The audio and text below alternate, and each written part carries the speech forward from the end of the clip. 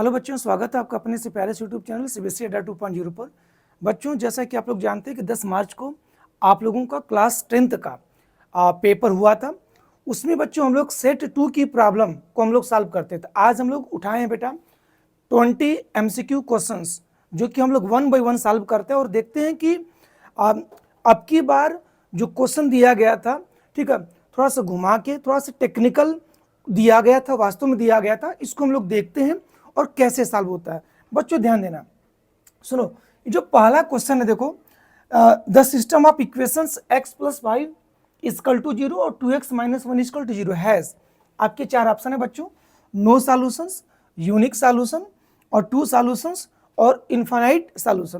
देखो बहुत सिंपल है बच्चों, कुछ करना नहीं है। देखो यहां से देखिए, जो इक्वेशन दिया है वह 1 वेरिएबल ही है। ये वाला भी इक्वेशन 1 वेरिएबल है, y वाला टर्म है ही नहीं। इसका ग्राफ खींचना बच्चों बहुत ही आसान है, ठीक है, इसका ग्राफ खींचना बहुत आसान है, ग्राफ खींचा जा सकता है। देखिए x + 5 = 0 है ना, अब क्या हो जाएगा बताइए, x = ये -5 हो जाएगा। क्लियर है। और देखिए ये वाला क्या है, 2x - 1 = 0 है, तो 2x = कितना हो जाएगा 1, तो x = 1 बाई कितना हो जाएगा 2। अब सुनिए, जब बच्चों 1 वेरिएबल हो तो उसका ग्राफ आप लोग कैसे खींचेंगे। सुनिए बड़ा सिंपल होता है, x = समथिंग, अगर x = कोई अगर k कांस्टेंट वैल्यू हो तो इसका जो ग्राफ होगा बच्चों y एक्सिस के पैरेलल होगा। याद रखना, x = k अगर कोई इक्वेशन है, याद रखना इसका जो ग्राफ होगा y एक्सिस के पैरेलल होगा। और y = अगर कोई वैल्यू कांस्टेंट k होगी तो याद रखना इसका जो ग्राफ होगा x एक्सिस की क्या होगा, पैरेलल खींचा जाएगा। अब सुनिए, अब x = -5 है तो बच्चों ये जो ग्राफ होगा y एक्सिस के पैरेलल होगा। अब देखो कैसे, इस ओरिजिन के लेफ्ट में कि उस ओरिजिन के राइट में। अब देखो x = -5 है, क्या करेंगे, x एक्सिस पर 5 यूनिट, ठीक है, इस ओरिजिन के हम लोग लेफ्ट में चलेंगे, तो 1 2 3 4 5, x = -5 यहाँ पर। बस इसी पॉइंट पे बेटा इसको a मानते हुए इस y एक्सिस के पैरेलल ऐसे एक लाइन ड्रा कर देंगे और बेटा यही बन जाएगा आपका x = ठीक है -5 का ग्राफ। या इसको हम लोग ऐसे भी कर सकते हैं कि x + 5 = क्या 0 का ग्राफ। बच्चों ये वाला हमारा हो गया a। इसको हम लोग नाम देना चाहें तो कुछ भी दे सकते हैं, सपोज x' और क्या, सपोज ये y'। तो ये जो x' y' हो गया, ये किसका ग्राफ हो गया, x + 5 = 0 का। मैं पुनः बता रहा हूं बच्चों, याद रखना, जब x = k के फॉर्म में कोई इक्वेशन हो तो जो ग्राफ होगा बच्चों वो हमेशा y एक्सिस के पैरेलल होगा। क्लियर है।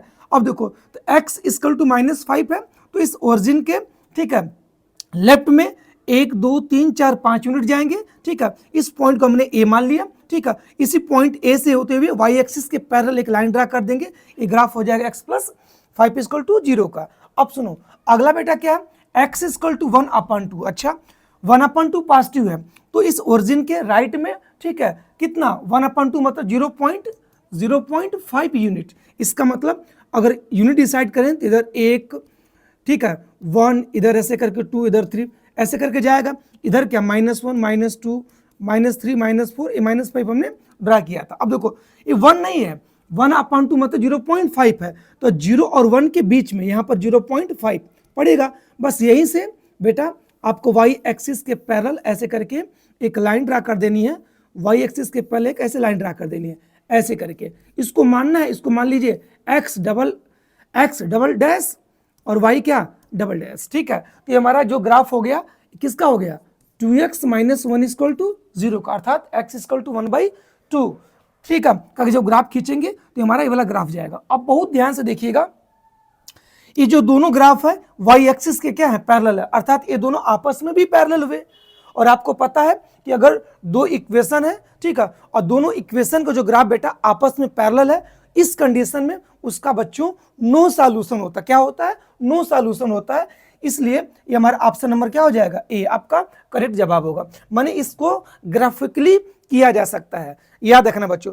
और भी बच्चों मेथड होते हैं इसको पता करने का, तो थोड़ा सा मैं डिस्कशन करूंगा, फिर हम लोग आगे चलेंगे। और याद रखना, जब भी अगर आप लोगों को 1 वेरिएबल में, ठीक है, इक्वेशन 2 दे करके पूछता है कि 1 क्या होगा, no solution, unique solution, infinite solution. तो सिंपल बच्चों ग्राफ खींच लेना। और मैं आपको एक बार बता दूं कि हो सकता है कि नेक्स्ट ईयर आप लोगों का इसमें एक्स में दिया, हो सकता है कि वाई के फॉर्म में दोनों ग्राफ दे। अगर मान लीजिए अगर ये चीज रहता कि वाई प्लस 5 इक्वल टू 0, तो बेटा y प्लस 5 इक्वल टू 0 या था तो y इक्वल टू कितना हो जाएगा, -5। तो y इक्वल टू k के फॉर्म में अगर कोई चीज इक्वेशन दिया हो तो बेटा जो उसका ग्राफ होगा वो x एक्सिस के पैरेलल हो सकता है कि पॉजिटिव होगा तो x एक्सिस के ऊपर होगा, और y इक्वल टू -5 है तो x एक्सिस की क्या हो जाएगा, नीचे ग्राफ होगा। मतलब अगर y इक्वल टू -5 का अगर ग्राफ खींचना होता तो मैं क्या करता कि 1 2 3 4 5, बस ये x एक्सिस के पैरेलल, ये हो गया बच्चों y प्लस 5 इक्वल टू क्या, ये 0 का ग्राफ हो गया। क्लियर है। और अगला होता, अगर मान लीजिए यही दिया होता, अगर 2y - 1 इक्वल टू 0, तो y इक्वल टू निकलता तो 1/2 निकलता, तो ये पॉजिटिव ऊपर होता, x एक्सिस के ऊपर होता, और ये 1 यूनिट है तो 0.5 इधर पड़ता। मतलब ऐसे ग्राफ होता, क्या होता, ग्राफ ऐसे होता, ये किसका, 2y - 1 इक्वल टू 0 का, ठीक है। अर्थात ये x एक्सिस के पैरेलल होता, और ये दोनों x एक्सिस के पैरेलल ही है, अर्थात आपस में भी पैरेलल है। इस कंडीशन में भी इसका क्या होता बच्चों, नो सॉल्यूशन होता। याद रखो बच्चों, जब दो लाइनें आपस में पैरेलल हो, कहीं इंटरसेक्ट करे ही नहीं, तो उनका कोई भी सॉल्यूशन होता ही नहीं है। अगर केवल दो लाइनें अगर एक पॉइंट पे इंटरसेक्ट कर रही हैं तो उसका यूनिक सॉल्यूशन अर्थात एक सॉल्यूशन होता है, और दो लाइनें ओवरलैप करते हुए जा रही हैं तो उसका इनफाइनाइटली मेनी सॉल्यूशंस होता है। बच्चों इसका इतनी बात याद रखना, इसका मतलब जब भी याद रखना कि अगर इन फ्यूचर कभी भी अगर वन वेरिएबल में दो इक्वेशन दे करके अगर आपसे पूछता कितने सॉल्यूशंस होंगे, तो याद रखना उस कंडीशन में दोनों लाइन का ग्राफ ऑलवेज पैरेलल होगा। तो आप लोग आंख मूंद के भी मार सकते हैं बच्चों कि नो सॉल्यूशंस, क्या मारेंगे, नो सॉल्यूशन।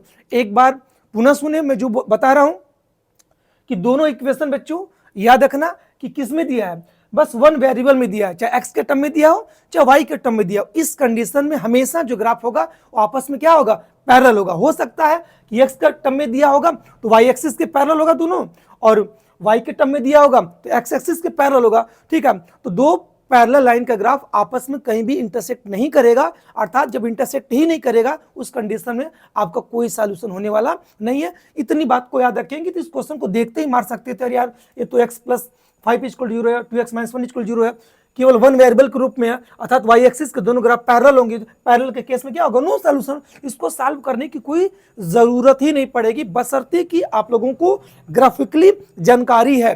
अगर ग्राफिक की जानकारी नहीं है, कंडीशंस अप्लाई करेंगे, हो सकता है कि वहां पर सस्पिशन आपको हो सकती है, लेकिन ऐसे केसेस में बेस्ट तरीका क्या है कि आपको, ठीक है, नो सॉल्यूशंस मारने का। ग्राफिकली अगर अंडरस्टैंडिंग है कि दोनों एक्स के टर्म में है तो वाई एक्सिस के पैरेलल, और वाई के टर्म में रहेगा एक्स एक्सिस के पैरेलल, तो पैरेलल होंगे तो नो सॉल्यूशन, सिंपल से बात, इंटरसेक्ट ही नहीं करेगा। तो इतनी जानकारी अगर होगी तो इस क्वेश्चन को बिना देखे ही आप लोग क्या टिक करके निकल सकते थे, ठीक है। लेकिन जानकारी होनी चाहिए, इसलिए मैंने इस पर डिटेल डिस्कशन किया और समय भी इस पर लिया पहले क्वेश्चन पर, ठीक है। आशा करते हैं कि पहला क्वेश्चन ग्राफिकली आप लोगों को समझ में आ गया होगा। और सुनिए वैसे एक चीज मैं आप लोगों को बच्चों और बताना चाहता हूं, पता है क्या, सुनिए, और अगर इक्वेशन सुन लो, अगर इक्वेशन ऐसे दिया होता, इसलिए बता रहा हूं क्योंकि भाई जो बच्चे 9 से अभी 10th में इंटर किए हैं, ठीक है, और याद रखो कि इस कंडीशन पर, ठीक है, हर साल एवरी ईयर, पिछले साल भी पूछा था, अब की बात 2025 में भी पूछा, और नेक्स्ट ईयर हर साल इस कंडीशन पर क्वेश्चन पूछे जाते हैं, इसलिए हम लोग डिटेल डिस्कशन कर लेते हैं। सुनिए, अगर इक्वेशन ऐसे रहता और x और y दोनों वाला अगर टर्म रहता तो बच्चों a1x plus b1y plus c1 equal to 0, और सुन लो बेटा a2x plus b2y plus c2 equal to 0, अगर इक्वेशन ऐसे रहता, सुन लो, अगर सुन लीजिए, यूनिक सॉल्यूशन का जो बच्चों केस होता है, यूनिक सॉल्यूशन का जो केस होता है, मैं बता दूं कि अगर a1 अपान के a2 is not equal to b1 upon की b2, इस कंडीशन में बच्चों आपका यूनिक सॉल्यूशन होता है, माने x वाला भी टर्म रहे, y वाला भी टर्म रहे, कांस्टेंट भी रहे, तो आप क्या करेंगे, सिंपल पता करने के लिए कि कैसा सॉल्यूशन होगा, आराम से a1 अपान की a2 b1 अपान की b1 अपान b2 करेंगे, और दोनों अगर रेशियो अगर इक्वल नहीं हुआ तो याद रखना इस कंडीशन में यूनिक सॉल्यूशन होगा। यूनिक सॉल्यूशन का मतलब बेटा, जब इसका ग्राफ अगर आप लोग खींचेंगे तो दोनों जो लाइनें होंगी आपस में किसी एक पॉइंट पर, ठीक है, इंटरसेक्ट करेंगे, और यही आपका कॉमन पॉइंट ही इनका क्या कहलाएगा, जानते हो, सॉल्यूशन कहलाएगा। आशा करते हैं कि यूनिक सॉल्यूशन की कंडीशन आपको याद होगी। A1 upon K2 is not equal B1 upon B2, समझ जाना, यूनिक सॉल्यूशंस होगा। अगर आप इसको इसका ग्राफ खींचते हैं तो दोनों लाइनें आपस में किसी एक पॉइंट पर इंटरसेक्ट करेंगी और इसका जो कॉमन पॉइंट ही उनका क्या कहलाएगा, सॉल्यूशंस। एक्स और वाई के जो मान होंगे, ठीक है, वो यहाँ केस के क्या कहलाएंगे, सॉल्यूशन कहलाएंगे। अब सुनो, अब देखो इनफाइनाइट मेनी सॉल्यूशंस, जो इनफाइनाइट सॉल्यूशंस होता है इसकी क्या कंडीशन होती है, सुन लो। इसमें आएगा बेटा A1 अपान के A2 is equal to B1 अपान के B2 is equal to C1 अपान के C2। ये तीनों रेशियो आपस में क्या होना चाहिए, बराबर। माने देखिए यहाँ से A1 अपान A2 बराबर B1 अपान B2 बराबर C1 अपान C2, ये तीनों रेशियो अगर बराबर आ रहा है तो समझ जाना इस केसेस में बच्चों 100% वो इनफाइनाइट सॉल्यूशंस देने वाला है। और इस कंडीशन में अगर आप लोग ग्राफ खींचते दोनों लाइनों का, तो एक लाइन अगर ऐसे जा रही है तो दूसरी लाइन बेटा इसी पर ओवरलैप करते हुए जाएगी, माने दोनों लाइनें क्या होंगी, कोइंसिडेंट होंगी। कोइंसिडेंट का मतलब बच्चों होता है कि एक लाइन दूसरी लाइन पर ओवरलैप करते हुए जाएगी। क्लियर है? तो इस कंडीशन बच्चों इनफाइनाइट सॉल्यूशंस होता है। याद रखो कि इनफाइनाइट सॉल्यूशन पर भी हर साल आपका क्वेश्चन पूछा जाता है। दो इक्वेशन देखिए, बोलेगा इनफाइनाइट अगर मेनी सॉल्यूशंस है उसमें कोई कांस्टेंट के डाल देगा, बोलेगा के की वैल्यू पता करिए। बात समझ में आ रही कि नहीं? तो हमेशा बच्चों इनफाइनाइट सॉल्यूशन पर क्वेश्चन पूछा जाता है, इसकी कंडीशन आपकी ये होती है। और इसका जो ग्राफ खींचेंगे तो दोनों लाइनें आपके आपस में क्या ओवरलैप करते हुए जाएंगे, माने एक खींचेंगे और दूसरी भी उसी पर ओवरलैप करती हुई जाएगी। इस कंडीशन बच्चों इनफाइनाइट सॉल्यूशंस होता है। अब सुनो, बचा क्या, नो सॉल्यूशंस। और इसकी जो केस होती है सिंपल होता है बेटा। नो सॉल्यूशन को मैं यहां लिख दे रहा हूं, यहां पर A1 अपान के A2 B1 अपान के B2, माने ये दोनों रेशियो इक्वल तो होगा, लेकिन बच्चों is not equal to C1 upon के C2। कांस्टेंट का रेशियो इन दोनों रेशियो के बराबर नहीं आएगा। तो आप समझ लेना ऐसी केसेस में बच्चों आपका क्या होगा, नो सॉल्यूशन। नो सॉल्यूशन के केस में एक बार मैं पुनः बता रहा हूं कि A1 अपन के A2 is equal to B1 अपन के B2, माने A1 और A2 का अनुपात B1 और B2 के अनुपात के बराबर आएगा, लेकिन बच्चों ठीक है वह C1 और C2 का रेशियो के इक्वल नहीं होगा। ऐसी केसेस में याद रखना क्या होगा, नो सॉल्यूशंस होगा। सिंपल याद रखना, ठीक है। तीन ही केसेस होती है और तीनों केसेस को मैंने यहाँ पर डिस्कस कर दिया। और इन्हीं तीनों केसेस में बच्चों हमेशा हर साल एक क्वेश्चन जरूर पूछ रहा है, ठीक है। अब की बार उसने क्या कर दिया कि वन वेरिएबल में डाल करके बच्चों को फंसाने की कोशिश किया, ताकि बच्चों को ग्राफिकली जानकारी है कि नहीं, ठीक है। हो सकता है इस कंडीशन पर चेक करने की कोशिश करो, ये वाला इक्वेशन आपको कुछ सस्पिशन पैदा कर दे, ठीक है, ऐसा हो सकता है। लेकिन वन वेरिएबल में तो और भी आसान, ठीक है। एक्स के टर्म में तो वाई एक्सिस के पैरेलल, वाई के टर्म में तो आपका एक्स एक्सिस के पैरेलल हो जाएगा। तो पैरेलल का मतलब नो सॉल्यूशन, सिंपल सी बात है, हो सकता है। तो आशा करता हूं कि पहले क्वेश्चन का, ठीक है, आप लोगों के सामने जो डिस्कशन किया आप लोगों को पूरी तरह से समझ में आया होगा। और डिटेल डिस्कशन बच्चों में इसलिए किया ताकि आपको इन फ्यूचर अगर कोई भी क्वेश्चन अगर इस टाइप का मिलता है तो उसका जवाब आप लोग दे सके। आशा करते हैं कि पूरी जानकारी, ठीक है, इसके बारे में होगी, ठीक है। चलते हम लोग नेक्स्ट क्वेश्चन पर।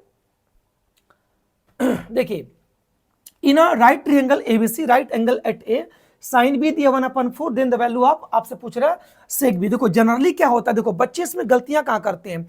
मैंने बताया कि क्वेश्चन को सबसे पहले अच्छे से रीड करिए, देखिए, उसके अकॉर्डिंग फिगर बनाइए, देन आप उसका जवाब दीजिए, बच्चों तभी कर पाएंगे। होता क्या जनरली उन लोगों को लगता है कि एक ABC ट्रायंगल है तो उन्होंने ध्यान नहीं दिया कि राइट एंगल किस पर है। तो अक्सर करके देखो बच्चे गलतियां क्या करते हैं, ए यहां बना देते हैं, बी यहां बना देते हैं, सी यहां पर बना देते हैं।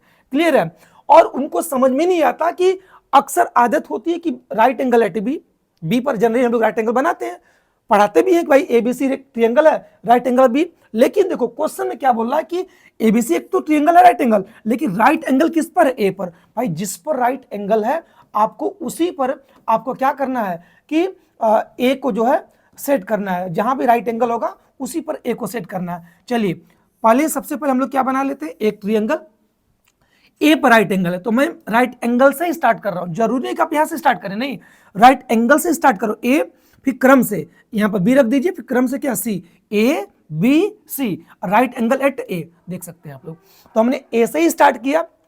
जानबूझ के इसमें आपको देखिए फंसा, कुछ बच्चे क्या होंगे कि अगर ABC यहां पर करते हैं तो गलत होगा, लेकिन इसने बोला राइट एंगल एट ए, तो आप ए पे ही राइट एंगल करेंगे, फिर बी करेंगे, फिर सी करेंगे, ठीक। इतनी बातों का ध्यान दें। अकॉर्डिंग टू फिगर हम लोगों को डायग्राम को क्या करना है, स्केच करना, याद रखना, अकॉर्डिंग टू क्वेश्चन बच्चों, ठीक है, हम लोगों को ये ड्रा करना। अब सुनो, देखो यहाँ पर साइन बी इक्वल टू 1/4, देखो इस बी एक्यूट एंगल के लिए, ठीक है, साइन बी जो दिया 1/4 दिया। अच्छा, इस बी के लिए याद रखो, अगर हम ए बी सी, अगर हम लोग बी यहां पर किए होते, इस बी के रिस्पेक्ट में हम लोग परपेंडिकुलर और बेस डिफाइन करते, बट हमने बी यहां पर लिखा है, इस बी एंगल के रिस्पेक्ट में सामने वाला परपेंडिकुलर, नीचे वाला बेस और 90 के सामने वाला हाइपोटेनस, ये तो चेंज नहीं होगा, लेकिन इस एंगल बी के रिस्पेक्ट में ही हम लोगों ने परपेंडिकुलर और बेस को डिफाइन किया। अगर हमने ए बी यहां लिखा होता, सी यहां लिखा होता, इस एंगल बी के रिस्पेक्ट में हम लोग परपेंडिकुलर और बेस को क्या करते, ठीक है, डिफाइन करती, कौन सा परपेंडिकुलर होगा और कौन सी साइड क्या होगी, बेस होगा। मतलब इतना भी ध्यान देना है, नहीं तो अगर आप लोग मान लीजिए बी यहां पर लिख के पता चलता कि परपेंडिकुलर इसको मारे बेस इसको मारे तो गलत हो जाता। अगर बी यहां होता तो परपेंडिकुलर ए होता, बेस ए होता, बट बी हमने ए बी सी बी यहां पर किया है, तो बी के सामने वाला परपेंडिकुलर और ये बेस 90 के साइन हाइपोटेनस तो रहेगा ही रहेगा। मैंने हर एक बात का ध्यान देना है, थोड़ी सी बात अगर, ठीक है, कोई भी बात अगर मिस्टेक करते हैं, बिना सोचे समझे अगर क्वेश्चन को करते हैं तो पक्का गलत करेंगे, ठीक है, इस बात का ध्यान देना है, ठीक है। तो साइन बी 1/4। अच्छा, साइन किसका किसका रेशियो होता है, कहेंगे सर साइन तो सर सिखाया गया कि परपेंडिकुलर और हाइपोटेनस का जो रेशियो होता है सर साइन होता है, ठीक है, तो परपेंडिकुलर कितना 1, चलिए 1 के मानना, के मानिए तो कोई दिक्कत नहीं, 1 लिख दीजिए, और हाइपोटेनस कितना 4 लिख दीजिए। अब सुनिए, पाइथागोरस थ्योरम अगर इसमें अप्लाई करेंगे तो 90 के अपोजिट साइड आपकी BC क्या है, हाइपोटेनस है, तो देखिएगा BC का स्क्वायर इज इक्वल टू क्या हो जाएगा बताइए, AC का स्क्वायर प्लस प्लस क्या हो जाएगा इधर AB का आपका स्क्वायर हो जाएगा, और BC की वैल्यू कितनी 4 है, तो 4 का स्क्वायर बच्चों is equal to AC, AC आपका 1 है, 1 का स्क्वायर प्लस AB क्या है निकालना पड़ेगा, 16 हो जाएगा, 1 का स्क्वायर 1 प्लस बच्चों इधर AB का स्क्वायर, बहुत ध्यान से देखना, 16 1 को ट्रांसपोज कर दीजिए, -1 इक्वल टू कितना हो जाएगा आपका AB स्क्वायर की हो जाएगा, 16 में से 1 जाएगा कितना 15 बराबर AB स्क्वायर, और AB की वैल्यू बच्चों आ जाएगी अंडर रूट कितनी 15 हो जाएगी। अच्छा भाई, AB की वैल्यू अंडर रूट 15, एक्चुअली देखो इसमें गलती बच्चे कहाँ करते हैं, मैं आपको गलतियों को बता रहा हूँ। उनको पाइथागोरस थ्योरम जान तो क्या याद होता है, उनको तो याद होता भाई कि भाई पाइथागोरस थ्योरम हमारा होता है AC square equal to AB square plus BC square, ठीक है, उन्होंने ऐसा रट्टा मार के रखा है कि जो पाइथागोरस थ्योरम होती है वो AC square equal to AB square plus BC square होती है। इस वाले राइट एंगल ट्रायंगल के अकॉर्डिंग ABC, इसके अकॉर्डिंग, इस फिगर के अकॉर्डिंग उन्होंने याद कर लिया है कि जो पाइथागोरस थ्योरम होती है वो AC square equal to AB square plus BC square, पता चला कि इसमें पाइथागोरस थ्योरम उन्होंने अप्लाई किया, और इसी वाले पर अप्लाई करके, ठीक है, इस AB की वैल्यू निकालने की कोशिश करेंगे तो भी आपका गलत होगा। मेरी बात समझ रहे कि नहीं, माने क्वेश्चन के अकॉर्डिंग आप देखिए, और पाइथागोरस थ्योरम का स्टेटमेंट आपको याद होना चाहिए कि in right angle triangle the square of hypotenuse is equal to the sum of squares of other two remaining sides, means to say कि राइट एंगल ट्रायंगल में हाइपोटेनस का जो स्क्वायर होता है वो अन्य दो साइड के स्क्वायर के सम की इक्वल होता है। अब इस फिगर के अकॉर्डिंग 90 के अपोजिट माने अपोजिट साइड हाइपोटेनस कहलाएगी, अर्थात इसमें BC हाइपोटेनस होगी, अन्य दो साइड AB और AC बचेंगी, तो BC का स्क्वायर जो होगा वो अन्य दो साइड के स्क्वायर के सम के इक्वल होगा। आपको स्टेटमेंट याद होना चाहिए, और इस फिगर के अकॉर्डिंग पाइथागोरस थ्योरम क्या अप्लाई होगी ये पता होना चाहिए, नहीं तो अगर रट्टा मार के आप बेटा आप ये रखे हो इस फिगर के अकॉर्डिंग तो भी गलत करेंगे। माने यहां तक आप लोगों को सोचना होगा कि पाइथागोरस थ्योरम क्या होती है, फिगर के अकॉर्डिंग कैसे पाइथागोरस थ्योरम लिखे, ठीक है, ये सारी जानकारी अगर नहीं होगी बच्चों तो बिल्कुल आप फंसेंगे क्वेश्चन में। है क्वेश्चन सिंपल, लेकिन फिगर के अकॉर्डिंग सब कुछ करना है, तो इसीलिए बच्चे बोल रहे थे कि लेंदी कुछ है नहीं, अंडरस्टैंडिंग है तो आप कर सकते हैं, कोई दिक्कत नहीं। अब चलिए क्या पूछ रहा हमसे, सेक बी पूछ रहा बच्चों, तो सेक बी पूछ रहा है, सेक किसका रेशियो होता है, हाइपोटेनस और बेस का रेशियो होता है। भाई कास का उल्टा ही तो सेक होता है, कास क्या होता है बेस अपान के हाइपोटेनस होता है, तो सेक क्या हो जाएगा हाइपोटेनस अपान के बेस हो जाएगा। तो हाइपोटेनस कितना भाई 4 है, और बेस कितना आ गया, बेस कितना आ गया अंडर रूट 15 आ गया, तो 4 अपान के अंडर रूट 15, कोई ऑप्शन है क्या, बिल्कुल डी है, ठीक है। और इसका बिना सोचे समझे अगर आप लोग आंसर क्लिक करते हैं तो भाई तो गलत तो होना ही ना होना है, मेरी बात समझ रहे कि नहीं भाई, बिना सोचे समझे अगर आप लोग आंसर क्लिक करते हैं कोई तो भाई गलत होना ही होना है। इसलिए बच्चों क्वेश्चन को देखिए, पढ़िए अच्छे से ध्यानपूर्वक, पढ़ करके उसके अकॉर्डिंग आप फिगर बनाइए, फिगर बना करके जो वैल्यू अननोन उसको निकालिए, फिर जो पूछ रहा है उसका जवाब दीजिए आराम से, और आपका आंसर सही होगा, ठीक है। तो इसका मतलब इस क्वेश्चन में एक सीख जरूर मिली होगी, ठीक है, कि read the question carefully, after that draw a sketch of the given situation, ठीक है, then find the unknown value, then ठीक है राइट द आंसर, ठीक है, व्हाट इज, ठीक है, आस्क्ड फ्रॉम यू। बात समझ में आ रही कि नहीं, इतनी जानकारी जरूर मिली होगी। चलिए नेक्स्ट क्वेश्चन हम लोग देखते हैं। सुनो लो, बड़ा अच्छा क्वेश्चन है। कुछ बच्चे सोचेंगे भाई देखो 0.4 फिर उसमें अंडर रूट दे दिया, अब 0.4 का स्क्वायर रूट क्या होगा, natural numbers, integers, rational number and irrational number. अब सुनो इसका तो जवाब ठीक है तुरंत मार के निकला जा सकता है, लेकिन बच्चों मुझे बताओ जानकारी अगर आपको रहेगी तो ना इसका जवाब मारेंगे, जानकारी नहीं रहेगी आप पक्का कहीं रेशनल मार देंगे, कहीं नेचुरल, कहीं इंटीजर, कुछ भी मार सकते हैं। लेकिन मैं आपको बता रहा हूं जानकारी अगर डिटेल रही तो कोई दिक्कत नहीं बच्चों। मैं सुनो बता रहा हूं, अगर एक क्वेश्चन 0.4 है ना, एक क्वेश्चन ऐसे ना दे करके सुन लो, अगर ऐसे दिया होता 0.04, 4 जानते हो क्या है, कहोगे सर 4 तो परफेक्ट स्क्वायर नंबर है, ठीक है, 4 का स्क्वायर रूट तुरंत 2 लिख देना। कब लिखोगे 2, जब जो डेसिमल है पीछे से ठीक है इवन प्लेसेस पर दिया हो। इवन प्लेसेस का मतलब पीछे से 2 पर या 4 पर या 6 पर ऐसे करके दिया हो तो आप क्या करोगे, ठीक है 4 का स्क्वायर रूट 2 लिख दोगे। अगर ये पीछे से 2 प्लेसेस पे दिया है तो स्क्वायर रूट में डेसिमल उसका आधा एक प्लेसेस पे लगेगा, माने 0.2 हो जाएगा। अगर ये चीज ऐसे दिया होता 0.0004, 4 जानते हो क्या है, एक परफेक्ट स्क्वायर नंबर, 4 का स्क्वायर रूट 2 लिख देना, पीछे से 1 2 3 4 पर दिया तो 4 का आधा 2, 4 का आधा 2 तो 0.02 ये लग जाता। और जानते हो 0.2 या 0.02 जानते हो क्या, एक टर्मिनेटिंग डेसिमल है। जब टर्मिनेटिंग डेसिमल है तो इस केसेस में ये आपका होता है रेशनल नंबर। आपको भी पता है कि जब डेसिमल रिप्रेजेंटेशन या तो टर्मिनेटिंग हो, डेसिमल के कुछ प्लेसेस तक जाने के बाद क्या कर जाए, टर्मिनेट कर जाए, अंत हो जाए उसका, ठीक है, या तो नॉन टर्मिनेटिंग रिपीटिंग डेसिमल हो, ऐसे केसेस में बच्चों ठीक है वो आपका क्या होता है, रेशनल नंबर होता है। ये तो टर्मिनेटिंग डेसिमल है, इसको हम लोग पी बाई क्यू के फॉर्म में बदल भी सकते हैं। इसको लिख सकते हो 2/10, इसको लिख सकते हो 2/100, देख सकते हैं पी बाई क्यू के फॉर्म में हो गया, मतलब ये क्या हो जाता, रेशनल नंबर हो जाता।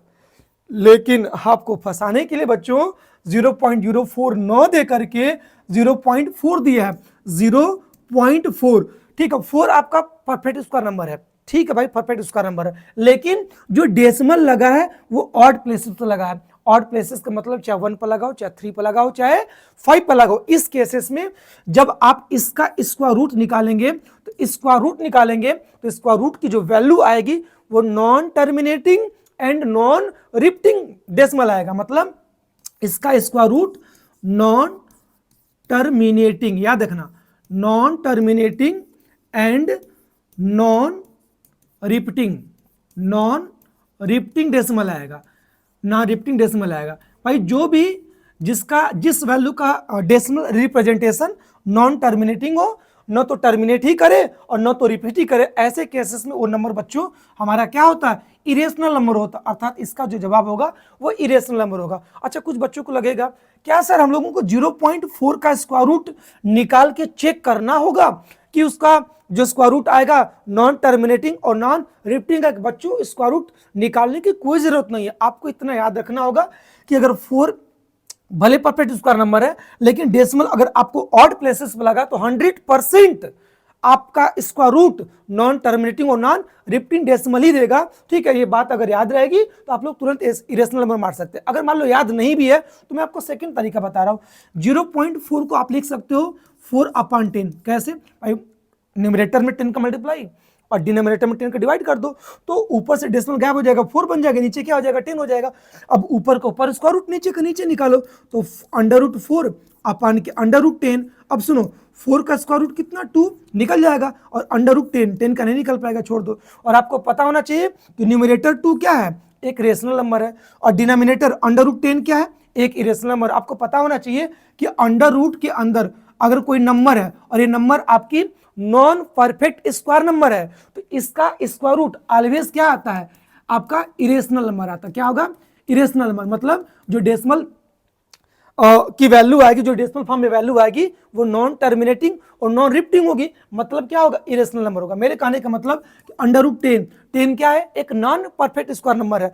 अगर आप लोग लॉन्ग डिवीजन से इसका स्क्वायर रूट निकालते हैं तो स्क्वायर रूट की जो वैल्यू होगी, ठीक है, वो नॉन टर्मिनेटिंग और नॉन रिपीटिंग होगी। इसका मतलब इरेशनल नंबर होगा, ठीक है। चाहे आप कोई भी एग्जांपल ले ले, √5 ले ले, आप √3 ले लीजिए, √2 ले लीजिए, ये सब क्या है, नॉन परफेक्ट स्क्वायर नंबर है। इसका स्क्वायर रूट बच्चों हमेशा क्या आएगा, एक इरेशनल नंबर आपका होगा। बात समझ में आ रही कि नहीं? इसका मतलब 2 तो रेशनल नंबर है और √10 क्या भाई, आपका एक इरेशनल नंबर है। और आपको पता होना चाहिए कि एक रेशनल का ऑपरेशन, ठीक है, एक रेशनल को इरेशनल में क्या करिए, ऐड करिए, रिजल्ट आपका इरेशनल आता है। एक रेशनल में इरेशनल को सब्ट्रैक्ट करिए, रिजल्ट क्या आता है, ऑलवेज इरेशनल आता है। रेशनल में इरेशनल का मल्टीप्लाई करिए, रिजल्ट क्या आएगा, इरेशनल आएगा। और रेशनल में इरेशनल का डिवाइड करिए और रिजल्ट ऑलवेज क्या आएगा, इरेशनल आएगा। इस बेसिस पर भी बच्चों बता सकते थे कि रेशनल अपान के इरेशनल, रेशनल ऊपर है, नीचे क्या इरेशनल नंबर है, रिजल्ट क्या आएगा, ऑलवेज इरेशनल। इस बेसिस पर भी बता सकते थे बच्चों कि भाई ये क्या होगा, 0.4 का स्क्वायर रूट आपका क्या देगा, एक इरेशनल देगा। जरूरी नहीं कि 0.4 का स्क्वायर रूट निकाले ही, वैसे भी 4 है, डेसिमल आपका ऑड प्लेसेस पर लगा, 100% इसका स्क्वायर रूट नॉन टर्मिनेटिंग और नॉन रिपीटिंग होगा, मतलब इरेशनल होगा। मैंने इतनी समझ यार होनी चाहिए, मेरी बात समझ रहे हो कि नहीं, इतनी समझ होनी चाहिए, तो इसका जवाब तुरंत दिया जा सकता है। मेरी बात समझ रहे हो? अगर नहीं पता वैसा तो भाई 4 को लिख सकते हो 4/10, मतलब 2/√10, ऊपर रेशनल नीचे इरेशनल। और रेशनल और इरेशनल का जो मैथमेटिकल ऑपरेशंस होता है वो ऑलवेज क्या होता है, इरेशनल आता है। इस बेसिस पे भी आप लोग क्या इसका जवाब दे सकते थे। मेरी बात समझ में आ रही कि नहीं? मैंने नेक्स्ट टाइम अगर ऐसा कोई क्वेश्चन घुमा फिरा के अगर पूछता बच्चों तो आप लोग सजग रहना, याद रखना। और याद रखो, आपको पता है कि पाई भी अक्सर करके, पाई कई बार पूछा कि पाई क्या, भाई पाई क्या है, सिंपल सी बात, एक इरेशनल नंबर। क्यों? क्योंकि इसकी वैल्यू नॉन टर्मिनेटिंग और नॉन रिपीटिंग होती है। पाई इरेशनल नंबर है। एक ई एक नंबर होता है, ठीक है, जब पढ़ेंगे आप लोग एक्सपोनेंशियल सीरीज ई, तो ई भी आपका क्या होता है, एक इरेशनल नंबर ही होता है। इसकी वैल्यू 2.71 समथिंग समथिंग होती है, 2.71 होती है। और डॉट डॉट डॉट मतलब नॉन टर्मिनेटिंग और नॉन रिपीटिंग डेसिमल होता है। तो ई भी एक नंबर होता है। आप लोग मोबाइल में चेक करिएगा, ई की पावर 1, ई की वैल्यू 2.71 समथिंग समथिंग होती है। ई भी एक नंबर है, और कैसा नंबर है, इरेशनल नंबर है। बात समझ में आ रही है कि नहीं? तो पाई और ई बाकी आपने देखा ही, ठीक है। तो आशा करते हैं कि ऐसे क्वेश्चंस का जवाब आप लोग नेक्स्ट टाइम अगर पूछता हो तो जवाब दे सकते हैं। सुनो, अगर ऐसा भी क्वेश्चन दे दे, √0 मान लो 0, यहाँ पर 4 ना देखिए, सपोज दे दिया होता, मान लो ले लेते हैं 3, क्या दे दिया होता, 3। अब 3 जानते हो एक परफेक्ट स्क्वायर नंबर नहीं है, भले डेसिमल आपका इवन प्लेसेस पर लगा है, लेकिन 3 आपका एक परफेक्ट स्क्वायर नंबर नहीं है। इसका मतलब इसका जब स्क्वायर रूट निकालेंगे तो इसका स्क्वायर रूट भी क्या देगा, नॉन टर्मिनेटिंग और नॉन रिपीटिंग डेसिमल देगा। मतलब यह भी आपका क्या होगा, एक इरेशनल नंबर होगा। लेकिन 3 की जगह अगर कोई परफेक्ट स्क्वायर नंबर दिया होता तो क्या हो जाता, रेशनल में कन्वर्ट हो जाता। मेरी बात समझ लो कि नहीं? तो हर एक पैतरे से बच्चों, ठीक है, सजग रहिए। क्वेश्चन किसी भी प्रकार से पूछा जा सकता है। और ये क्वेश्चन जानते हो, जो 9th में अगर डिटेल नंबर सिस्टम को अच्छे से स्टडी किया है तो 9th का बच्चा इस क्वेश्चन को कर सकता था। 10th के जरूरत नहीं कि 10th में ही इस सिलेबस में, भाई 9th के सिलेबस नंबर सिस्टम है ना, जो बच्चा नंबर सिस्टम क्लास 9th में एकदम डिटेल स्टडी किया उसका जवाब ये आसानी से बच्चा दे सकता है, बहुत बड़ा नहीं है, ठीक है। और बेटा एक एक क्वेश्चन को एक्सप्लेन करने के लिए मैं थोड़ा सा समय ले रहा हूं, ताकि अपनी बातों को मैं आपके समक्ष बच्चा रख पा रहा हूं और अच्छे से डिटेल देख लेंगे। इस टाइप का क्वेश्चन अगर नेक्स्ट टाइम आता है तो उसका जवाब आप लोग किसी भी प्रकार से दे सकते हैं।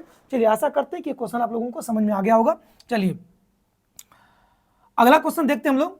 देखिए, which of the following can not be the unit digit of 8 के power n where n is a natural number. अच्छा, कह रहा है कि 8 के पावर n का कौन सा यूनिट डिजिट नहीं हो सकता। भाई जब ऐसे क्वेश्चन आ जाए ना, तो मैं आपको एक टेक्निक बता रहा हूं, सुन लो। सर 2 के पावर 1, 2 के पावर 2, 2 के पावर 3, 2 के पावर 4, 2 के पावर 5, 2 के पावर 6। सर 2 के पावर 1 ये सब क्यों लिख रहे हैं? मैं आपको एक चीज बता रहा हूं। 2 के पावर 1 2, 2 के पावर 2 4, 2 के पावर 3 8, और 2 के पावर 4 16, 2 के पावर 5 32, 2 के पावर 6 64। मैं आपको एक चीज बताना चाहता हूं बच्चों, याद रखना इसके बाद। देखो 2 के पावर 1 से 2 के पावर 4 तक, देखो यूनिट डिजिट क्या है, 2 है, 4 है, 8 है, 6 है। फिर देखो 4 पावर के बाद जो ही 5वां पावर आया, ठीक है, ये रिपीट करने लगा। देखो 2 4 आगे जाओगे ना, 2 के पावर 7 जानते हो कितना होता है, 2 के पावर 128 हो जाएगा, और 2 के पावर 8 जानते हो कितना, 256 हो जाएगा। बहुत ध्यान से देखो, प्रत्येक 4 पावर के बाद कोई भी नंबर दिया हो, ठीक है, उसके प्रत्येक 4 पावर के बाद जो यूनिट डिजिट होता है वो पीरियडिकली रिपीट करता है। मेरे कहने का मतलब 1 से लेके 4 तक देखो अलग अलग है, 2 4 8 6, फिर 4 पावर के बाद पुनः जब 5 आया, 5 6 7 8, फिर अगला 4 जो डिजिट है, ठीक है, 5 6 7 8, फिर तुमको रिपीट करने लगा 2 4 8 6। ध्यान से देखो 2 4 8 6, फिर पुनः 2 4 8 6। मेरे कहने का मतलब कि प्रत्येक 4 पावर के बाद जो यूनिट डिजिट होता है वो क्या करता है, पीरियडिकली रिपीट करता है, 2 4 8 6 2 4 8 6, फिर पुनः क्या आएगा 2 4 8 6। माने कोई भी नंबर हो, एक से मतलब कि 1 से लेकर 9 तक कोई डिजिट हो, याद रखना बच्चों, उसमें क्या होता है कि प्रत्येक 4 पावर के बाद जो भी डिजिट होता है वो पीरियडिकली रिपीट करता है। अगर 2 4 8 6 तो 2 4 8 6, माने 4 ही डिजिट अलग अलग आ सकता है, 4 डिजिट के अलावा, ठीक है, डिजिट कम हो सकते हैं लेकिन 4 डिजिट के अलावा अधिक नहीं होगा। 2 4 8 6 2 4 8 6 2 4 8 6 रिपीट करता जाएगा। इसी प्रकार से बच्चों 8 के पावर n आप चेक कर लीजिए, 8 के पावर 1, 8 के पावर 2, 8 के पावर 3, 8 के पावर, इतने में से जो आना होगा आ जाएगा, क्योंकि 8 के पावर 5 भी करेंगे, 6 भी करेंगे, तो भाई प्रत्येक 4 के बाद वही डिजिट बार बार रिपीट करेगा, तो जो आना होगा 8 के पावर 1 से लेकर 8 के पावर 4 तक यूनिट डिजिट में जो भी आना होगा वो आ जाएगा। मेरी बात समझ रहे कि नहीं? 8 के पावर 1 क्या 8, 8 का स्क्वायर 64, 8 का क्यूब 8 का क्यूब 512, 8 के पावर 4 40 96 हो जाएगा, 40 96 गुणा कर लीजिएगा, 8 दूनी के 16, 8 एक 8 एक 9, 8 25 40 96। अब देखो 8 4 2 6, यही 4 डिजिट होंगे। 8 के पावर n करेंगे, n कोई भी नेचुरल नंबर रखिए, बस केवल 4 डिजिट ही आएंगे, 1 2 3 4, माने 8 4 2 6। अच्छा 6 आ सकता है? बिल्कुल नहीं होगा। पूछा कौन सा नहीं आ सकता है? 4 आ सकता है, बिल्कुल 4 भी आ सकता है, ये भी ऑप्शन नहीं होगा, ठीक है। 2 आ सकता है, ठीक है, बिल्कुल ये भी ऑप्शन नहीं होगा। पूछा कौन सा डिजिट नहीं होगा, तो 0 कभी भी नहीं आ सकता। 8 के पावर n में बच्चों क्या क्या आ सकता है? 8 आ सकता है, 4 आ सकता है, 2 आ सकता है, 6 आ सकता है, ठीक है, लेकिन 0 कभी नहीं आने वाला है। और सुन लीजिए, इस क्वेश्चन का जवाब तो आपको इतना भी नहीं करना पड़ता, आपको एक टेक्निक बता रहा हूं, सुन लो। क्लास 10th में जब नंबर से रियल नंबर पढ़ेंगे तो आपको पढ़ाया जाएगा कि प्रूव दैट 4 के power n can never ends with the digit 0। आपको ये भी पढ़ाया जाएगा प्रूव दैट 6 के power n can never and with the digit 0। आपको ये भी पढ़ाया जाएगा कि प्रूव दैट 15 के power n can never and with the digit 0, ठीक है। प्रूव दैट 8 के power n can never and with the digit 0। मेरे कहने का मतलब कि इस फॉर्म में अगर कोई नंबर है तो उसका यूनिट डिजिट कभी भी 0 नहीं आ सकता, आपको पढ़ाया जाएगा। अच्छा सर कैसे नहीं? भाई यूनिट डिजिट 0 आने के लिए उसमें फैक्टर 2 के साथ साथ 5 का भी होना जरूरी है, तभी यूनिट डिजिट 0 आ सकता, अदरवाइज आ ही नहीं सकता। भाई 4 में क्या मिलेगा? 4 को लिख सकते 2 की पावर 2, प्राइम फैक्टर 2 होगा, 6 को 2 गुणे 3, 15 को 3 गुणे 5, 8 को 2 गुणे 2 गुणे 2, 2 होगा प्राइम फैक्टर, 5 होगा ही नहीं। जब 5 होगा ही नहीं बच्चों तो क्या उसका यूनिट डिजिट कभी 0 आ सकता? कभी नहीं आ सकता है।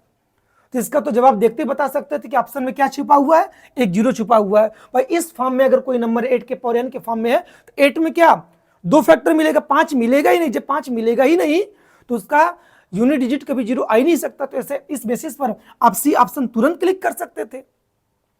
मेरी बात समझ में आ रही कि नहीं? अगर मान लो 0 न दे करके कोई और दे दिया होता, जैसे कि 8 4 2 6 है, हम एक ऑप्शन सेट कर दे रहे हैं, सपोज 5 कर दे रहे हैं, नहीं क्या कर दिए 5 कर दीजिए। भाई तो 4 आ सकता है, इस बेसिस पर चेक करेंगे। भाई 4 आ सकता, हाँ 4 आ सकता है, 2 आ सकता है, 6 आ सकता है, लेकिन 5 कभी नहीं आ सकता। 8 के पावर n में 5 कभी नहीं आ सकता। इसके जगह मान लो हम कुछ और सेट कर देते हैं, सपोज हम सेट करना चाहते हैं 3 यहाँ पर सेट कर दिए, तो 4 आ सकता है, 2 आ सकता है, 6 आ सकता है, लेकिन 3 कभी नहीं आएगा, 3 कभी नहीं आएगा। भाई 0 न देकर के हम यहाँ पर 3 भी दे सकते थे, तो 4 आ सकता है, 2 आ सकता है, 6 आ सकता है, लेकिन 3 कभी नहीं आएगा। आएगा क्या? 4 ही डिजिट आ सकते हैं 8 की पावर n में, कौन कौन? 8 4 2 6 आ सकता है, हाँ 3 कभी नहीं आ सकता। तो हम यहाँ पर 3 दे करके ऐसे भी पूछ सकते थे ना, लेकिन इसने 0 दे दिया तो और आसान हो गया। 8 की पावर n में फैक्टर 2 ही मिलेगा, 5 मिलेगा ही नहीं, तो 0 का सवाल पैदा होता ही नहीं है। इसका मतलब तुरंत मारेंगे क्या? तुरंत क्या मारेंगे? ये कैंसिल, 0 ऑप्शन आपका क्या हो जाएगा? सही हो जाएगा। अगर ये पूछ देता कि 6 के पावर n में, ठीक है, कौन सा डिजिट नहीं हो सकता, अगर आप एक ऑप्शन में 0 होता मैं तुरंत 0 को मारता। 15 के पावर n में यूनिट डिजिट कौन सा नहीं हो सकता? अगर एक ऑप्शन जीरो दिया है तो मैं तुरंत जीरो को मारूंगा। मेरी बात समझ लो कि नहीं? 15 की पावर n में जीरो कभी आएगा ही नहीं।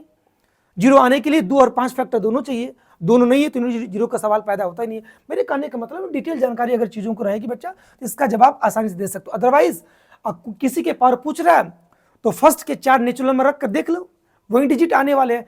4 के बाद आपको पता है कि पीरियडिकली रिपीट करता है, उसके अलावा आएगा ही नहीं। आसानी से चेक किया जा सकता है, ठीक है। विद इन अ मिनट इस क्वेश्चन को कर सकते हैं, कोई दिक्कत है नहीं। चलिए, आशा करते हैं कि चीजें समझ गए होंगे। मैं कोशिश कर रहा हूं कि डिटेल एक्सप्लेनेशन देने की आप लोगों को, बस इतना ही बच्चों। आगे देखिए, which of the following quadratic equation has real and distinct root लिखा, रियल लिखा फिर डिस्टिंक्ट लिखा। इसका मतलब कि रियल डिस्टिंक्ट का मतलब कि एक अल्फा का मान होगा, एक बीटा का मान होगा, माने अल्फा और बीटा, एक्स के दो अलग अलग मान होंगे। रियल एंड डिस्टिंक्ट का मतलब ये हो गया कि एक्स की दो वैल्यू होंगी और दोनों वैल्यू अलग अलग होंगी। ऐसा नहीं कि एक्स का मान एक 2 है तो दूसरा भी एक्स का मान 2, नहीं। एक एक्स का मान अगर सपोज 2 आया तो एक एक्स का मान कितना 3 आएगा, माने दोनों और रियल वैल्यू होंगी और डिस्टिंक्ट का मतलब अलग अलग होंगी, इक्वल नहीं होंगी। और यहाँ ऐसे भी बोल सकता था रियल एंड इक्वल रूट्स, तो रियल एंड इक्वल रूट्स का मतलब दोनों रियल तो होगा लेकिन दोनों सेम होगा, एक्स का मान 2 दूसरा भी एक्स का मान 2। रियल एंड डिस्टिंक्ट का मतलब एक अल्फा का मान एक बीटा का मान, अल्फा का मान अलग और बीटा का मान अलग, अल्फा का मान अगर 2 है तो बीटा का मान 3, अलग अलग, इसका ये मतलब होता है।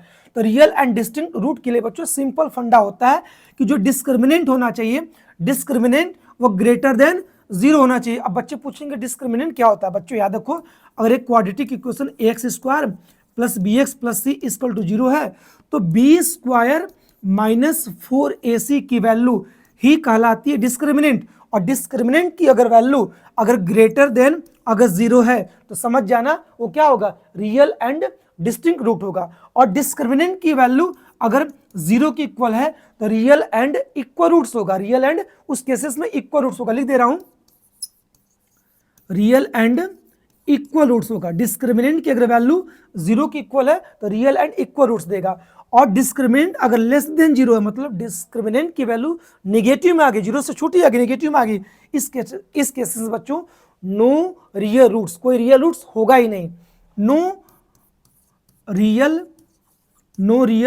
रूट्स, कोई रियल रूट्स होगा ही नहीं, मतलब इमेजिनरी रूट्स होगा, रियल रूट्स में कुछ भी होने वाला नहीं है। अब देखो, अब यहां पर डिस्क्रिमिनेंट निकाल लो तो भाई x square plus 2x constant वाला टर्म नहीं है, उसको आप 0 रख लीजिए बराबर 0 के। अब कंपेयर कराइए एक्स स्क्वायर, देख कितना सही सेटिंग किया हुआ, कांस्टेंट को 0 कर दिया ताकि आप c की वैल्यू 0 निकाल पाते कि नहीं। ठीक है, देखो एक्स स्क्वायर का कोएफिशिएंट 1 है तो a की वैल्यू 1, एक्स का कोएफिशिएंट b है, एक्स का कोएफिशिएंट 2, b की वैल्यू 2, कांस्टेंट हम कुछ नहीं है भाई, कांस्टेंट हम क्या कुछ नहीं तो 0 होगा। निकालिए डिस्क्रिमिनेंट d, तो भाई बी स्क्वायर माइनस 4ac की वैल्यू निकालेंगे, b कितना 2 का स्क्वायर माइनस 4a की वैल्यू 1, बट c की वैल्यू यहाँ पर 0 हो गई, 2 का स्क्वायर 4 माइनस 0 मतलब 4। आप देख सकते हैं डिस्क्रिमिनेंट क्या आ गया 4, 4 क्या है ग्रेटर देन 0 है, इसका मतलब पहला ये ऑप्शन होगा जिसका जो रूट्स होगा वो रियल के साथ साथ क्या होगा डिस्टिंक्ट रूट होगा, तो पहला ऑप्शन ही सही होगा।